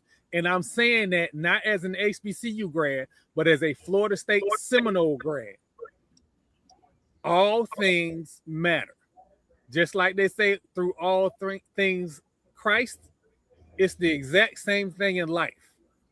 Everything is connected. Only the ignorant think it's not. I'm not calling you ignorant. I'm just trying to give you some game. What's up, Sid? What's going on, Sid? Good evening, everybody. I had a little computer problems. I had a little computer problems, but we backing up and running. All right. So what's going on with the Prairie View Panthers up in here? Good, Mike. I'm sorry. What's going on with the PV Panthers? What's up with the PV-12? Nothing much. We're preparing for another flawless season. Back to defend the SWAC and be your SWAC champion. Man, Mr. Ford left. I was ready to talk to him. I think he was looking for me too. Mr. Ford. We're ready to be back and defend our SWAC title and repeat as your SWAC 2026 champions. I mean, I think it's pretty much inevitable. Everybody else is playing for second place in the SWAC. And we're here to just kind of prove that point once again. And just go through the motions and make sure, we put forth our best showing and get ready for this Celebration Bowl. No, you're not just gonna slide that in. You're not just gonna say go through the motions and slide that in. Like, go through the motions. Wow. Go through the motions. But again, this is why I like that group over there, because I'm sick of these we know ball, we just gonna be laid back fans. That don't get the people going. This get the people going. Mr. Ford is back. Oh, that's what's up. Yeah. Hey, bro, how you doing? What's up, Mr. Ford? All right. Yeah, I heard you one night, and I do agree with you. Now, one thing I've said, and I continue to say this, the SWAC championship will be a repeat of last year. It will be Jackson versus Prairie View. Now, the thing I don't know is who will host it, but I do know that those two teams will be back in the SWAC championship. For sure. I think you've been pretty spot on with that. And I took it a step further. You was off and let them know that it will be Prairie View A&M University that will repeat as your 2026 SWAC champions. And so will you host it? You think you'll host it? Yeah, we'll be hosting it too. We'll go win. We'll go undefeated this year in the SWAC. All right. We'll be undefeated in the SWAC. I say go undefeated in the SWAC. Okay. Well, let me ask this question now, and I'm not trying to get in y'all business or anything, but right off the top of your head, who do you think will be the quarterback for Prairie View this year? Will it be that kid from Memphis? He's the front runner right now. Okay, I was just wondering, would you go with two quarterbacks or would you go primarily with the kid from Memphis? He's the front runner right now. Okay. There is two other prospective quarterbacks. I'll give you that. Preston Brown. He comes from Catawba. I've heard a lot about him. He's really good. He was the Harlan Hill Trophy. He was the Harlan Hill Trophy winner, which is it's basically equivalent to the Heisman Trophy in Division II. Right. Oh yeah. So we've been very quiet about that one. So I'll give you that one. And then look out for this other brother, Caden Smith. He's also a D2 player as well. Dynamic quarterback from the Houston area. Went to Manville High School. If you know Manville, they're really good in Houston area. He'll be returning back. Now you got him directly out of high school, or did he go to a college? No, he went to D2. I can't remember which. Angelo State. Okay. Angelo State. He went to Angelo State. I've heard of Angelo State. Yes. You can go check him out too. He was really good in D2 play as well. And I'm actually hearing he's really gonna be contending. This is gonna be on if those two guys can really, because they're both coming in late. Neither one of them was there in the spring. So the from what I'm understanding is it's all gonna be dependent on how much they're gonna be able to, acclimate to the actual program and understand the playbook. But it's TC's position to actually lose. The real TC, by the way. So now be Tevin Carter. Well, let me say this to you. I heard Blue interview the head football coach from Stephen F. Austin. I thought it was an awesome interview, but I can't wait till y'all play them. Just to listen to the head coach talk, because he's a winner. That guy's a winner. Huh? He interviewed Coach Cartel? Yeah, it was a real good interview, but I really want to see Prairie View play. He knows all about Prairie View. I mean, for them to be them folks over there, he knows all about Prairie View's history, and he definitely knows Coach Jackson. And so that's a great anticipation for me, is to see Prairie View play Stephen F. Austin. Yeah, that's going to be a good game. The Tarleton State going to be a good game too. Stephen F. Austin and that Tarleton State. That's going to put everybody on SWAC on notice. I'm going to be honest with you. Yeah, I can't wait. And by the way, I don't disrespect your coach. Now, let me just say this. I'm so happy he's in the SWAC, but one thing I don't like is when he besmirches and maligns the character of Black college historical football, because he's made some statements about Black college football in the old days being people sharing helmets, and Black college football in the old days about the teams having different jerseys. Let me say this. I've been watching Black college football since 1963. I haven't seen that kind of stuff going on. Now, I'm not saying it didn't happen, but when he does that, that does get on my nerves. Because I'm going to be honest with you, it lets me know he doesn't know anything about our history. And I would say to him, before he besmirches and maligns the character of Black college football history, he needs to go up to the NFL Hall of Fame and look at all of them Black college players that are in the NFL Hall of Fame that's from HBCUs. But as far as my respect for him, I am so happy he's in the SWAC, and I think he's an outstanding and an awesome coach. Yeah, I talked about this last week on the show. I just think we might have just taken him out of context. I think he has fully understanding of the history of the SWAC. I think we had some issues last year with Bethune-Cookman, and we actually had in current day and even last season teams sharing helmets. I think the reporter asked them some specific questions about the SWAC moving forward and us kind of elevating, especially when we talk about strength of schedule. Everybody seems to be ducking having a strength of schedule. So shout out to the conference actually revising the actual recommendations on how we actually see games being played. So Right. I do understand your point. I think if we had a conversation when he would actually speak to that, I just think that sometimes when you catch him on a clip and a sound bite, sometimes we take what you get from the sound bite and kind of lose the context of the question when reporters are asking them questions. But we talked about this actually last week, and it's pretty informative. He really has a high respect for the SWAC. He's very aware of the SWAC. Obviously, he's from Houston area, coached at TSU, so he's not unfamiliar with the SWAC at all. But I respect your submission. Well, this is what I've said. When I was a student at Grambling State University, and we would look at the LSU program, and that program was loaded with athletes and players with pro potential. And we would say, when I was at Grambling, we said that LSU was a sleeping giant. And they remained a sleeping giant because they had all them sorry coaches until the coming of Nick Saban. And when Nick Saban came to LSU, when he came to Baton Rouge, he woke up a sleeping giant. And that's what I say about Tremaine Jackson. Tremaine Jackson, since he's been at Prairie View, he has woke up a sleeping giant. Because I'm well aware of the Billy Nix years. I've studied Billy Nix. Most people don't know it, but Billy Nix was from Georgia. He was actually from Griffin, Georgia. He coached at Morris Brown first. But, you know, when I was a student at Grambling, two people Coach Robinson told us he had a hard time with. One was Billy Nix. The other one was Jake Gaither. He told us those two people right there, he had a hard time with them. Yeah, and matter of fact, that's how he started recruiting and why he started recruiting a lot of players from Texas. Straight from Grambling. He actually started from playing heads up with Billy Nix.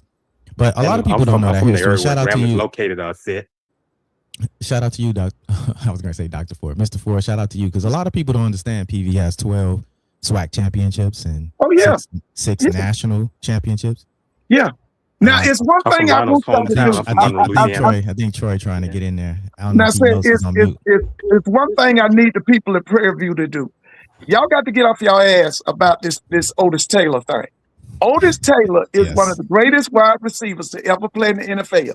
It makes no damn sense that he is not in that NFL Hall of Fame. Now, that's what I give them people at Florida A&M credit for. They got sick and tired of them white folks with that bullshit about Ken Riley, and they forced them white folks to put Ken Riley in that damn Hall of Fame because he deserved to be there.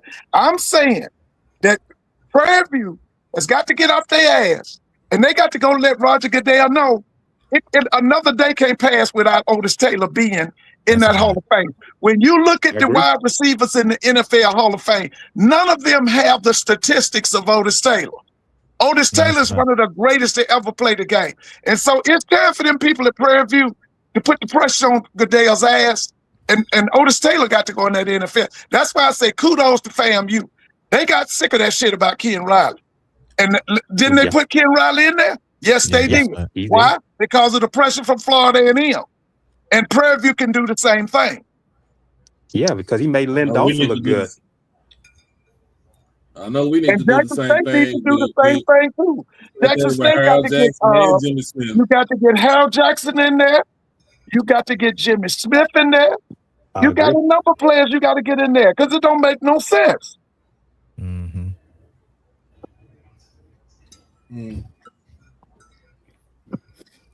I agree with you. I appreciate you. You're a breath of fresh air, Mr. Ford. A lot of people not up on Prairie View history. You know, I don't want to belabor the audience. My father was in school at Grambling when Billy Nix was coaching. My father played in the band at Grambling, and he remembered Billy. That's how I learned about Billy Nix through my father. And Chuck, by the way, Chuck, my family's from Monroe. By the way, I have my extended family is from Monroe. So. And so is Bill Russell. Wait, Brass, are you related to the Brass family from Winsboro? Absolutely. That ain't but one Brass. Yeah, that Brass. Yeah, one lived on the next street from Van Brass. Junior lives on the next street from me. I know Van. Van knows me personally. Yeah. What about UAP Newton? Ashley and Courtney are his daughters. Yeah, absolutely. Yeah. Huey P. Newton, right? Absolutely. Huey P. And what You know, about Bill Lionel Mosley Russell? is from Monroe. Yeah, Bill Russell from Monroe. He's from Bill Monroe. Russell, yeah. Huey P. Newton, yeah. Ricky Minor used to be on the Tonight Show, and that was Whitney Houston's music director. Yeah, Ricky Minor left him after the second grade school term to he grew up in Los Angeles. Guitarist. So I said I want to make sure that you know this from me personally, right? I make sure that I don't allow anybody to disrespect Black National Championships. For me, it's a personal thing because when I was at FAMU, as a janitor, one of the janitors showed me in the field house the Black National Championship banners, what they meant, who the players was, and ever since that point, if you got one Black National Championship, that made your program special for me. You know what? And you know, what's the name? Doc's boy tried to argue with me because I told them that if you go back and study Black college history, one of the blue bloods of Black college football was Morgan State. And he argued me to death that it wasn't no way Morgan State could be a blue blood. And my whole thing was, you don't know the history of Black college football. Yeah. Morgan State? Look at the championship. Listen, it was a period of 5 or 6 years. Nobody could beat Morgan State.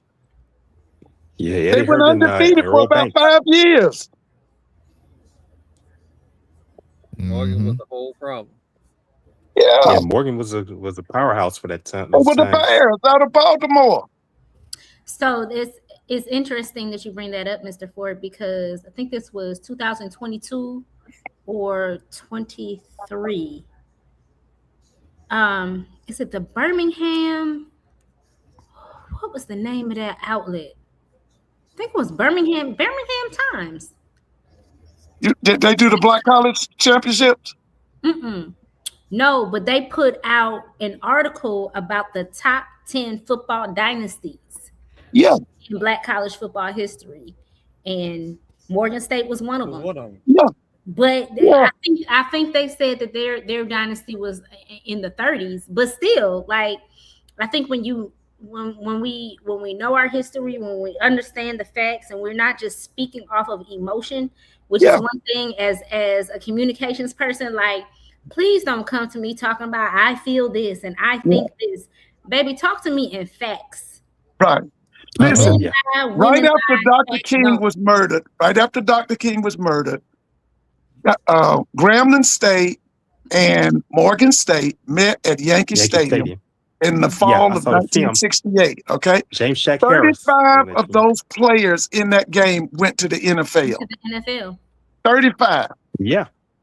James Shack Harris from right here in Monroe. Danny Bell, is that how you saying that?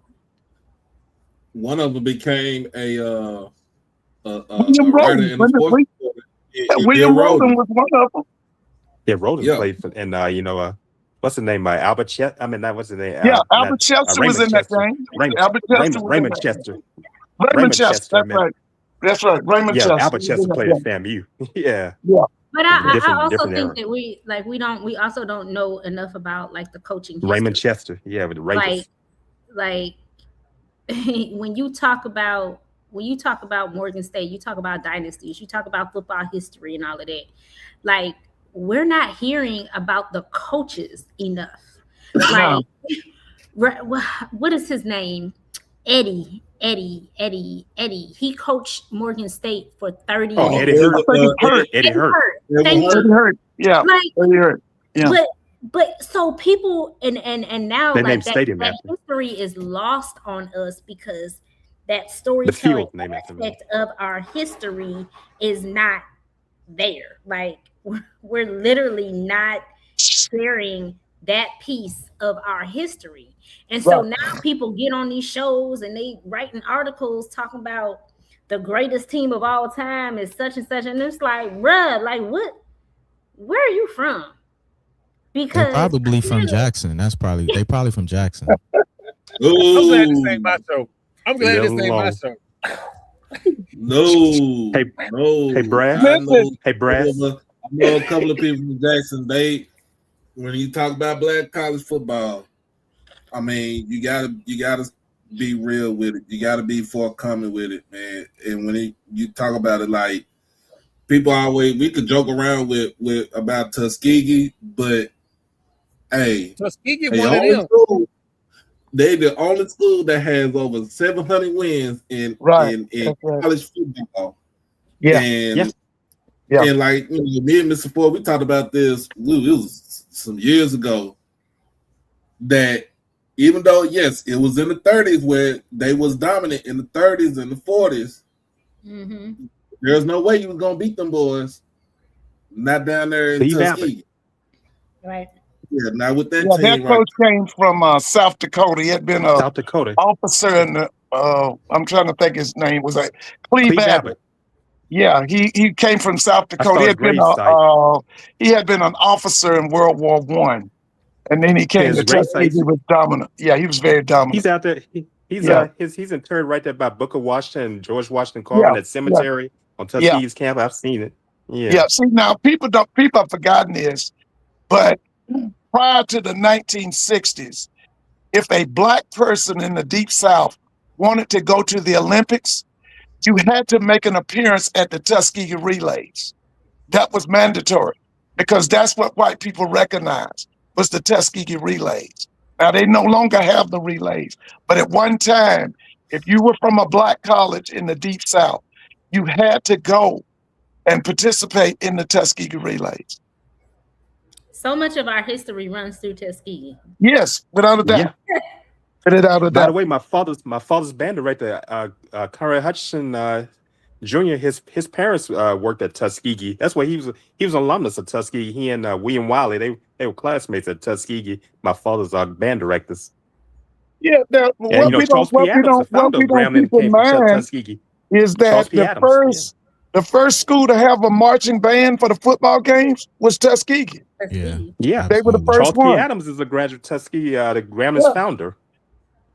Oh yeah, but there's a lot of Washington. There's a lot of presidents of other schools that started out at Tuskegee. Just the one of the most famous presidents they had at Florida A&M. His last name was Lee. He was sent to Florida A&M by Booker T. Washington. Yeah, his name was Lee. I think it was Robert Lee. He was the president of Florida A&M. Yeah, Lee Hall is named after him. Yeah. He was sent by Booker T. Washington. Because you got to remember now, and this you can argue the point. Yeah, but the most powerful black man that Black America ever produced was Booker T. Washington. Now, like I said, we can argue it, but I'm telling you, he's the most powerful black man that Black America ever produced. Now, for those who don't know the history of Prairie View, let the people know how Prairie View was created, when it was created, and why was it created. We're land grant college, so we were founded the same year as Texas A&M, oldest institution in the state of Texas. Right. So that was commissioned after the war to start education, period, just in the state. Oh, and Prairie View was commissioned right at the same time as Texas A&M. And you're talking about free slaves on freed land, establishing, it was called Alta Vista College initially. And then we changed the name to Prairie View A&M. It was some other iterations after that. I think Alta Vista College for Men or something. It was several different iterations and versions, but ultimately we landed on Prairie View A&M University, which was also a military installation as well. It continued to be one. Cadets and why ROTC is also still huge to this day. It's since loosened up with the regimented systems that used to be on campus. No walking on grass. Everyone on campus had to do PT, whether if you're in ROTC or not. So rich history, cultural history as well, and it really shows the history and pride of Black folks in that region, establishing education for themselves of excellence and moving forth into this new iteration and generation. Now we're excellence in sports, more importantly in football, and we're here to repeat the history of the ancestors and bring back the historical presence and relevancy of what we established in the past, and now bring it into 2026. How many acres of land do you have? You have 1,500. Whew, that's a good question, Mr. Ford. The President LeGrand just did a roundtable talking about how much land she just purchased. They just purchased some more land. They just Okay. okay. For housing and some other issues. We have some maintenance deferred issues on campus. So that was one of the things that she spoke about in her last. But to your question, we have so much land to expand, and that's already been passed down from actually family foundations. Our farming land is really huge, and they have a lot of farming programs, whether they meat factory, they're actually producing butchering cattle and everything on campus, and they actually sell meat I think once every week. It's a weird time, but they actually said, yeah. So it's pretty pretty vast. But let me ask you this question. Now, Forbes magazine says that FAMU's been shorted out of $2 billion. Tennessee State's been shorted out of $2 billion. How much has Prairie View been shorted out of? That's also a good question, Mr. Ford. And that did come up in a roundtable. What we did get our money partially, and a large chunk of our money back. What a lot of people don't know is when Prairie View was established, which I was telling the history, we also have oil reserves that are in the name of the university that we weren't receiving. And it was actually going straight to the state, and the state was dispersing it to Texas A&M. Right. Now, That's no surprise. Subsequently, I think this was like in 2009, we went and we actually got our money back, and our money disbursements go directly to the university, which is why you saw a large spike in our actual funding for the university, as well as our endowment. So, it's kind of like one of those conversations in quiet. It was kind of worked out in the background between Texas A&M and us. I don't think we'll ever see a per se physical check for this amount, but a lot of the buildings and a lot of the things that happen, even with our stadium, a lot of things that happen behind the scenes to kind of forgive some of the payments that were sent out that we didn't receive. So I don't think that'll be anything that any president will take up currently or in the future. I think that's pretty much a dead deal for us with our ongoing relationship and how we're establishing our relationship. Going to go back and say, give me my 20 mil when I got you under a guarantee for 100 mil doesn't really kind of make sense to argue about pennies when we have we're having dollars conversation, and when we kind of negotiating these deals that we doing as we move forward. That was kind of the question that was, or the answer that our current president spoke to. It was like, it's not really kind of worth us kind of going back to that actual conversation in the press and the media, and with the money and the deals that we got that's even larger than what might be assessed from that amount, that it would kind of compromise that. So yeah, Prairie View was added to the PUF fund, which is the Permanent University Fund that the 3 state schools actually share. So in other words, with the fund, literally nobody touches that money. Is literally like growing, and the amount is growing as we speak. So also it says that the 83 Amendment also dedicated the university to more enhancements as an institution for the first class under the governing board of the Texas A&M University system. So, and then the amendment was approved. It was ratified in November 6th of 1984. That's in our state constitution. That's the reason why, in a sense, no other school in the state of Texas, not UNT, not Texas Tech, not Texas State, Baylor, SMU, Rice, none of any them of them. has any kind of bearing how the state, the education within the state was dispersed. So I put it like that. I mean, yeah, they got a good history. But a lot of people. Let me say this, Doc. With all that said, why is it that Prairie View can build that beautiful stadium on campus and Texas Southern can't have a beautiful stadium on their campus? Somebody explain that to me. You got that beautiful stadium on Prairie View's campus, okay? Why is it Texas Southern can't have one? I mean, that's a very deeper conversation, Mr. Ford. And, it's an uncomfortable conversation that us black folks don't really want to have. It's, organization, leaders. A lot of this is, we're only as strong as our leadership and the people that we have in upper administration. And I would say since Dr. Slade was at TSU, it's been in shambles ever since. I mean, we still don't know who their athletic director is. Right, I've been asking that question. That's the question. I wonder who the athletic director is. I mean, their schedule isn't even complete. They don't even have a complete schedule. We're sitting here in July, and we still don't even know the complete schedule for TSU. We're 50 days away from the regular season, right? Or 55. Yeah. 53 days away from the regular season. Because August is next month. And think about that. And you think about week 0. Not far away. Right. How are you selling season tickets if your schedule is not done?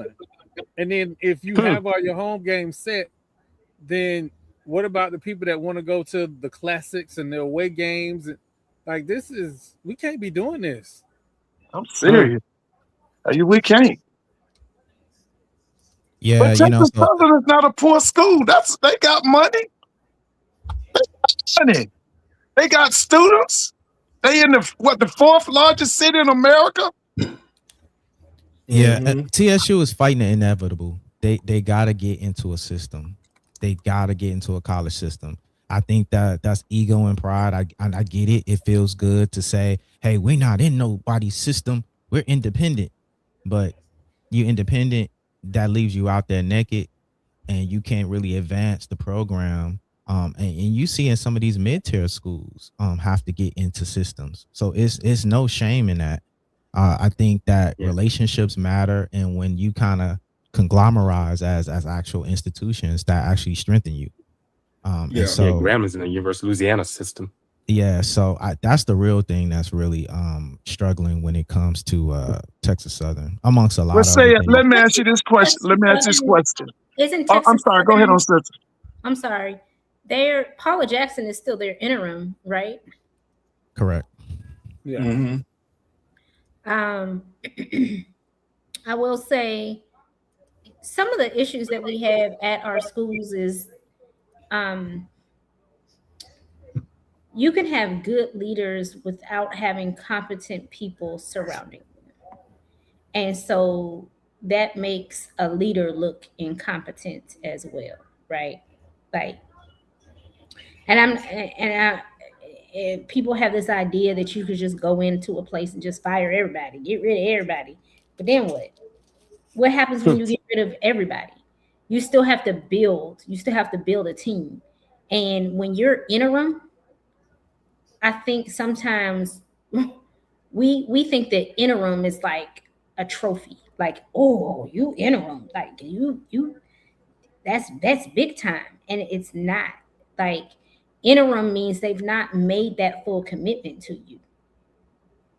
And it's really hard to grow a program, to grow an organization when you have this path of interimship.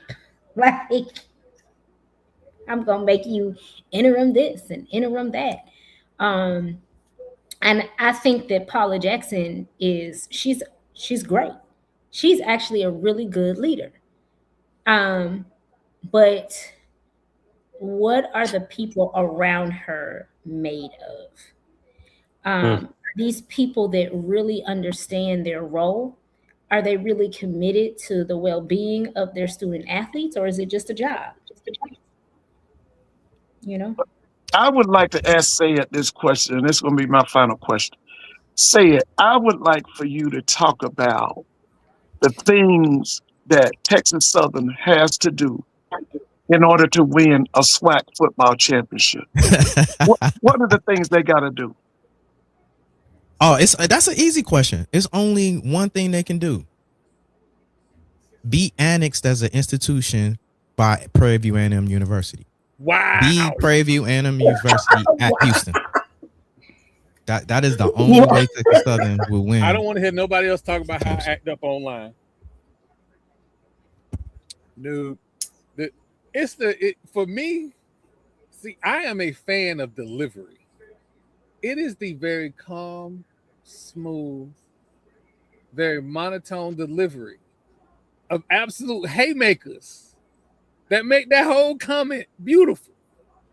Absolutely beautiful. Again, I don't like rational fans. And this young man may seem rational, but what he just said, oh, that was unhinged. That was unhinged, unnecessary shot. And I like it. I mean, you're gonna ask a rival. You're gonna ask me how can our rival? That is crazy. You're an intellect. Listen, the reason I ask you because I perceive you to be an intellectual, and when I perceive people as intellectual, that means they can talk on all subjects. So I'm just asking you, what are the things they have to do at Texas Southern to win a SWAC football championship? Now, I just heard you talk about incompetence among leadership, and you're saying a lack of leadership. Is that one of them? That they got to get a competent president? I would say funding. Here's another issue with Texas Southern. Their board of regents. Their board of regents, the worst. They cannot get out their own way. And the way that they go about attacking their competent presidents, to Danny Bell's point, the way that they micromanage presidents and athletic directors is crazy and insane. And so that's one of their issues and problems. You know, they were supposed to get Alcorn's coach. Right. Yeah, I remember that. Took words out of my mouth. The athletic director had already had a deal done, and the board of regents stepped in. I never heard of a board of regents going over an athletic director and saying, "No, we don't want a coach." That's how handsy their board of regents is. You know, subsequently they do have Coach Dishrag over there, but that is one of the things that's probably really a problem at Texas Southern. Funding is an issue too. They're having funding issues. Athletic director is not there. Oversight by the board of regents. And it's tough. And look, Coach Dishman isn't the best coach to work with amongst, you know, the coaching profession. This is a fraternity. I know often we talk about X's and O's when it comes to coaches, but one of the things that people, you know, don't really take in consideration when it comes to Coach T-Jack, yes, his ability to coach, yes, his ability to recruit, but his respect that he have amongst other coaches. That's something. They share information, like you were saying about the coach of Stephen F. Austin. These coaches really respect him as a coach's coach. And so when they have camps, when they have players maybe that don't work at one school, they're on the line. Pat, hey, I got this kid over here. He isn't gonna work for me. Hey, you probably can work over at Prairie View. Hey, you know, so I think that's another thing that's inhibiting Texas Southern as well. I think Coach Disman is just on an island alone over there. He's working his relationships with the NFL. I mean, that's cool. I mean, they got their field donated by the Houston Texans. Now, he played the Oilers. Yeah, right. But that's kind of sad because it's got two logos. It's got a Texans logo and a TSU logo. But I ain't gonna talk about that. But it's just they got to clean some things up. It's not a lot, Mr. Ford, but I think those are some of the things that they got to work on. Right. Okay. Well, listen, Doc, I've enjoyed it. I've enjoyed everybody. Listen, y'all have a good night. And Doc, when are you coming back? All right, Mr. Ford. Back on Wednesday, we talk about the SWAC West. Okay. Well, listen, everybody, y'all have a great night now. All right, Mr. Ford. All right. See you later, Mr. Ford. All right, see you later, Mr. Ford. All right. Nice talking to you. Oh, Doc, I'm gonna have to come back to talk about the SWAC West. Y'all haven't talked about the SWAC West yet? Hey, Brad, I talked to your coach twice. I'm doing the predictions. Yeah, I was doing predictions starting with the independents, and then I went over to the SIAC. We just finished up the CIAA. It was a two-parter. And then we're gonna do the SWAC West. And then on Friday, I ended with the SWAC East. Oh man, that leads all the way up until all the way up until I get ready to go to Birmingham for media day. oh, you'll be there. Yeah, Yes, we're gonna be sir. there. We're gonna be We're gonna there. be there. You all gonna My be there? fourth year in a Okay. row. You gotta stop by the table and get some collabs, man. Well, Hey, Brass. I'll definitely be there. I haven't. Hey, Brass. Yeah, I'll definitely be there for that one. Yes, sir. Yeah, I got a chance to talk to Coach Jackson twice back last year. That was before the season on Okay. one of the other platforms. Able to call in. I called the times that he was on there. I had the phones open, and I called in twice. And I called in those 2 times he came on. I got a chance to talk to him, and from talking to him, he put a lot out there, and I learned a lot from just getting on the phone talking to him. Yeah, Chuck, listen, I know I josh around a lot, but I'm here to tell you, man, Prairie View this train is rolling, man. Next season is going to be worse than last season. Our recruiting class was amazing. I mean, I see you over there peeking, Troy. Our recruiting class is better than last year. And you look at even the polls on that. We're ranked as in FCS. Highly ranked in FCS and recruiting class. Forget SWAC and HBCU. We're one of highly FCS programs and highly ranked. So when you look at the formula, I don't have any. The only thing I got against Prairie View is that second half of the Celebration Bowl. That's it. I loved y'all all the way through the season. Absolutely love what y'all did all the way because y'all were playing. PV impressed me. Season. I have an issue with the MEAC thinking that they're a superior conference and they having sneaker balls because they won a Celebration Bowl. That's all. Listen, we let that one go. We let that one go. And it isn't as dramatic as a lot of people are making it. I think in studying the team, it's one of those things where you almost outpunch your own defense like last season. And it almost happened with Jackson State. We prepared so much for the starting quarterbacks that when we put the starting quarterbacks out of the game and they bring in the next quarterback, because we've been only preparing for that one quarterback, our ability to pivot, and that's something that I hope they worked on in the offseason, to be able to pivot when they bring in another quarterback. It happened in Jackson State. It happened in Alabama State. There's no doubt in my mind we would have won the Alabama State game if we didn't put Andrew Body out the game. Once we put Andrew Body out the game, it was the actual second string quarterback that beat us, not Andrew Body. Andrew Body was looking bad in that game. He fumbled the ball. We were scoring. We was up on Alabama State. So I think I watched some of that game. I was at the Grambling game watching it. Yeah. A lot of people don't understand context. So us losing Alabama State had a lot to do with us not being prepared for the second quarterback. Us winning only by 2 points to Jackson State had a lot to us not being able to pivot to the next quarterback that came in, as well as in a Celebration Bowl, our inability to pivot when the actual second string quarterback came into the game. And we still scored in the second half. People act like we didn't score, and we got jerked on that play, and our kicker missed the field goal in overtime. We wouldn't even have to worry about that. That would have put y'all up. No, that would have won the game. That would have been. That would have won the game. That would have won the game. That would have won the game. Yeah. It was a tight ball game. I'm not I watched saying it on my this to be phone at the disrespectful Grambling to game. South Carolina State. I'm not saying that to be disrespectful to South Carolina State. Let your quarterback go. That quarterback was on fire. To my Stubblefield. Yeah. I'm old school HBCU football. I want to see it chunked all over the field. That's how we get our players in the NFL. I don't care what nobody say. Y'all was throwing the ball all over the field, and I was doing touchdown dunk dances on everybody in the MEAC in the first half. I get it. Got too cute with the reverse.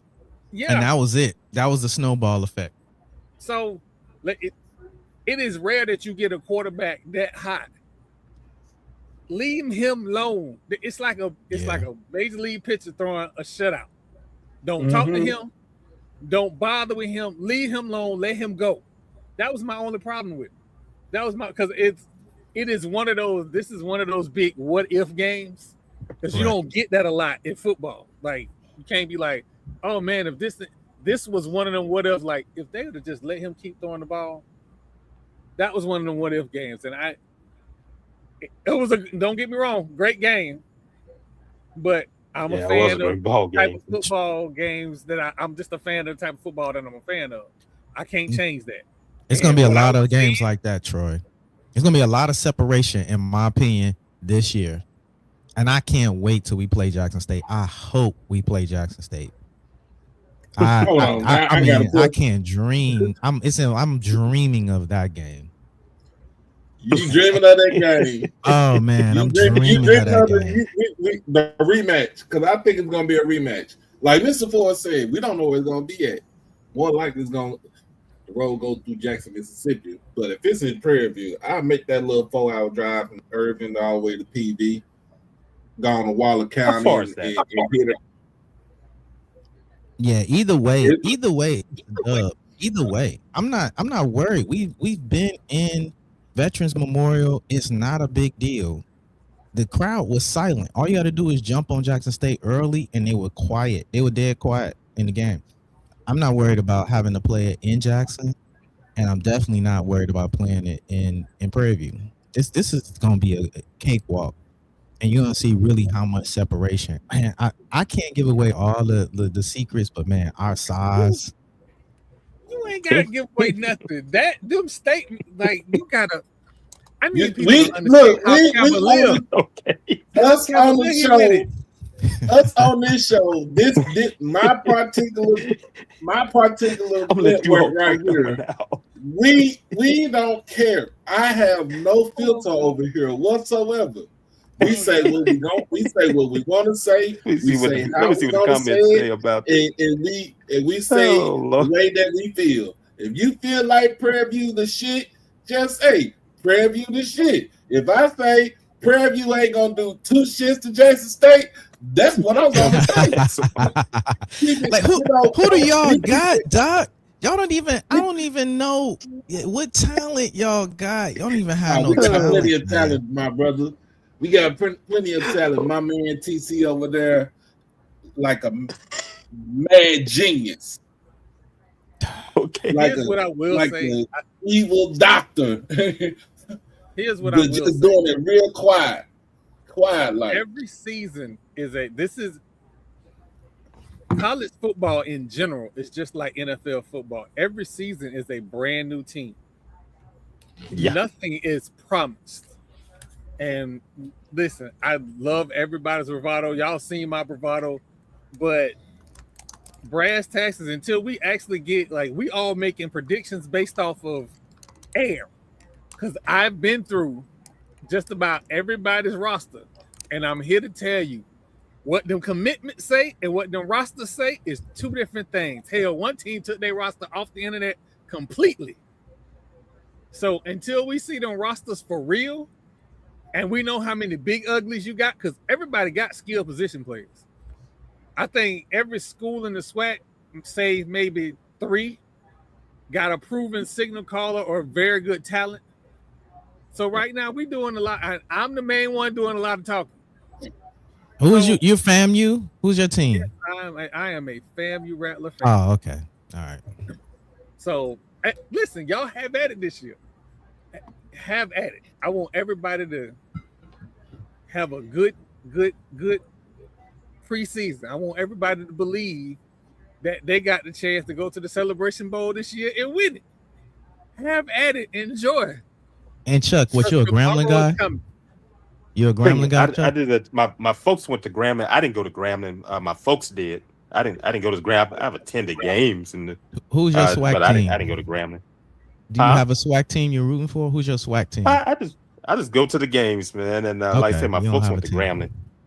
Yeah, my folks went to Grambling. I enjoyed the games, man. And And the older I become, I'm 50 years old. I'll be 51. It gets to the point out that back and forth. I just enjoy the games, man. No just word. sit back We're and watch. having an interest Yeah. meeting come up for Prairie View, so we're doing intake coming up soon. Oh, Lord. So if you want to come over here with us, man, I will be Oh, no, posting signs we do up. not say, they do not. Hey, I'ma you tell don't you have I'll be like Lionel's posting there. this, signs up. not say Lionel's the in Monroe, H-word. Louisiana. Monroe.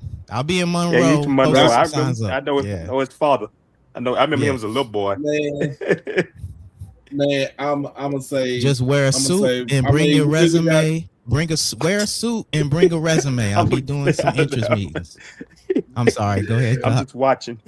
Hey, but I want to say this. I mean, since we got my man from Prairie View, shout out to Sigma Pi chapter, Alpha Phi Omega Sig Pi. My man, shout out to my boys over there. My sons, Dave. Rest in peace, Thor. My man Eric LaCour. A lot of folks from over there that was at Prairie View that played in the between 05 and 07, 08. Shout out to y'all. I remember the first time I went to a Prairie View game. Like I said, I went to the state fair class, and I went with my aunt. And it, of course, it's during fair time, so I was 11 years old, and at that time, I'm musically inclined. I watched football, but the thing I only worried about was damn band. And so we always sat on the side of Prairie View, and this is when the March of Storm was Dr. George Edwards. By Prof. Family man. Is when when the funk box was correct. Really, they was ignorant. And I sat next to the funk box with the bass drums, and I damn near had a heart attack at 11. I was like, like I said, I played trumpet. I played trumpet from the time I was 6 years old all the way until my last time in college. I've never been in no marching band. I never literally see a marching band except on, on TV during parades and stuff like that. My first taste of HBCU marching band was Prairie View, sitting right next to the McFunk box, and damn near died from a heart attack and couldn't hear because my eardrum got blown out. Well, hey, no, Troy's trying to get out of there, and I think Danielle is fading. Before y'all leave, I just wanted to give y'all one thing. Uh-oh.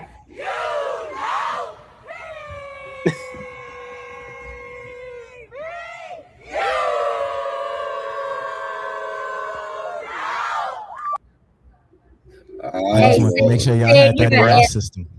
Y'all need some Brad, bass here. Hey, Brad, tell the Cash Twins I said hello. What'd you say, Chuck? Tell the Cash Twins I said hello. Okay, that's what's up. I'll tell them you said what's up. All right, y'all. I'm out. And Lionel. I'll tell them. Bye, y'all. Yeah. Man, appreciate you coming on, man. All right. You got to come back on Wednesday. Troy had to jump off. I know, Danny, you get ready to roll up out of there. Yeah, no, you have to get ready. I'll see y'all Wednesday. Right, Danny. Wednesday. Yeah, you won't see me tomorrow because I'll be at work, but I'll probably listen to it from my phone at work. But I'll be back on Wednesday. I'll be at work tomorrow. I'm tired, y'all. I'm gone. I done ate that spaghetti. Right. Hey, I know you've been. Yeah, I know you say you better take it in. 3 glasses of wine. I had one glass. And that wine, yeah, that wine. I had one glass. You ready to, I had one glass. I had one glass. I know you ready to get some sleep. Stop. In other words, she's telling me, don't do me like that. Yes, I had one glass.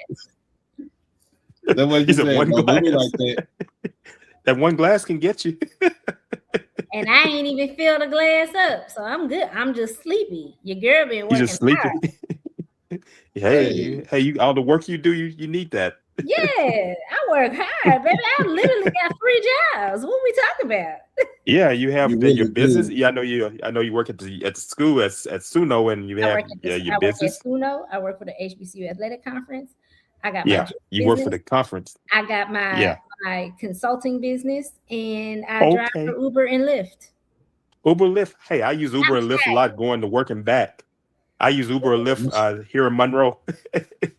You sure you ain't got Jamaican in your family? I got something in me, but what I ain't got is money in me. So that's what I'm trying to get to. Oh yeah. Make sure y'all hit her up at Juice Right. Make sure you hit her up at $ juiced by Right, juice Juice right Right for you. for you. $ juiced right for you. Make sure y'all go ahead and Yeah, the donate. number Also, 4. make sure y'all Juice go right ahead and for you. donate to the channel for Mhm. media day donation. Right now, we still sitting at $270. So make sure y'all hit that donation for it. Because look, once 12 come, if you give it to me, hey, it's just going towards that or it's going towards the channel. But it goes towards a good. It's always gonna go towards a good cause. Yeah. I'm not gonna be like none of these kids out here trying to do the pay for play schemes or nothing like that. We get it out the mud out here. So You in said other juice right words, for you. Yeah, juice. Let me see if I can. Can I put the is it J? Yeah. juiced right for you?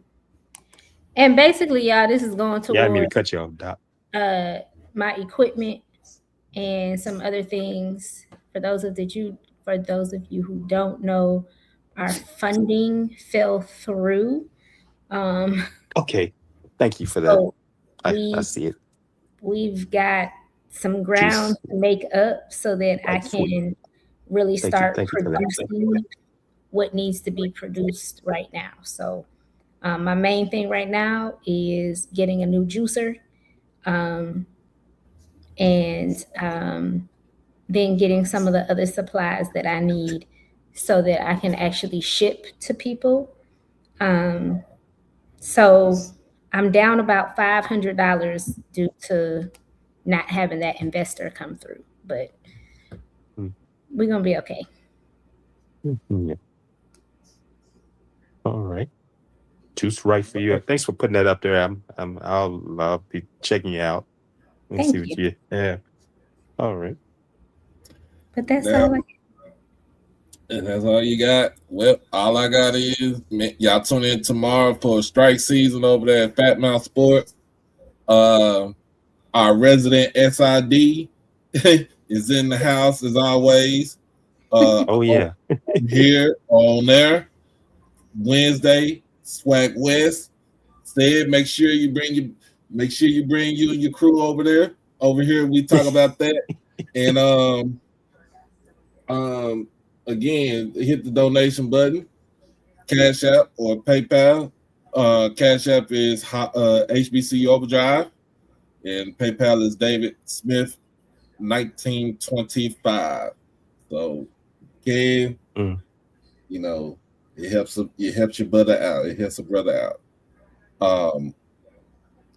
Especially when football season comes, because I think I'm instead of doing 2, I'm probably gonna do 2 out of 10. I'm probably gonna do at least 3 before Thanksgiving. Okay. Yeah.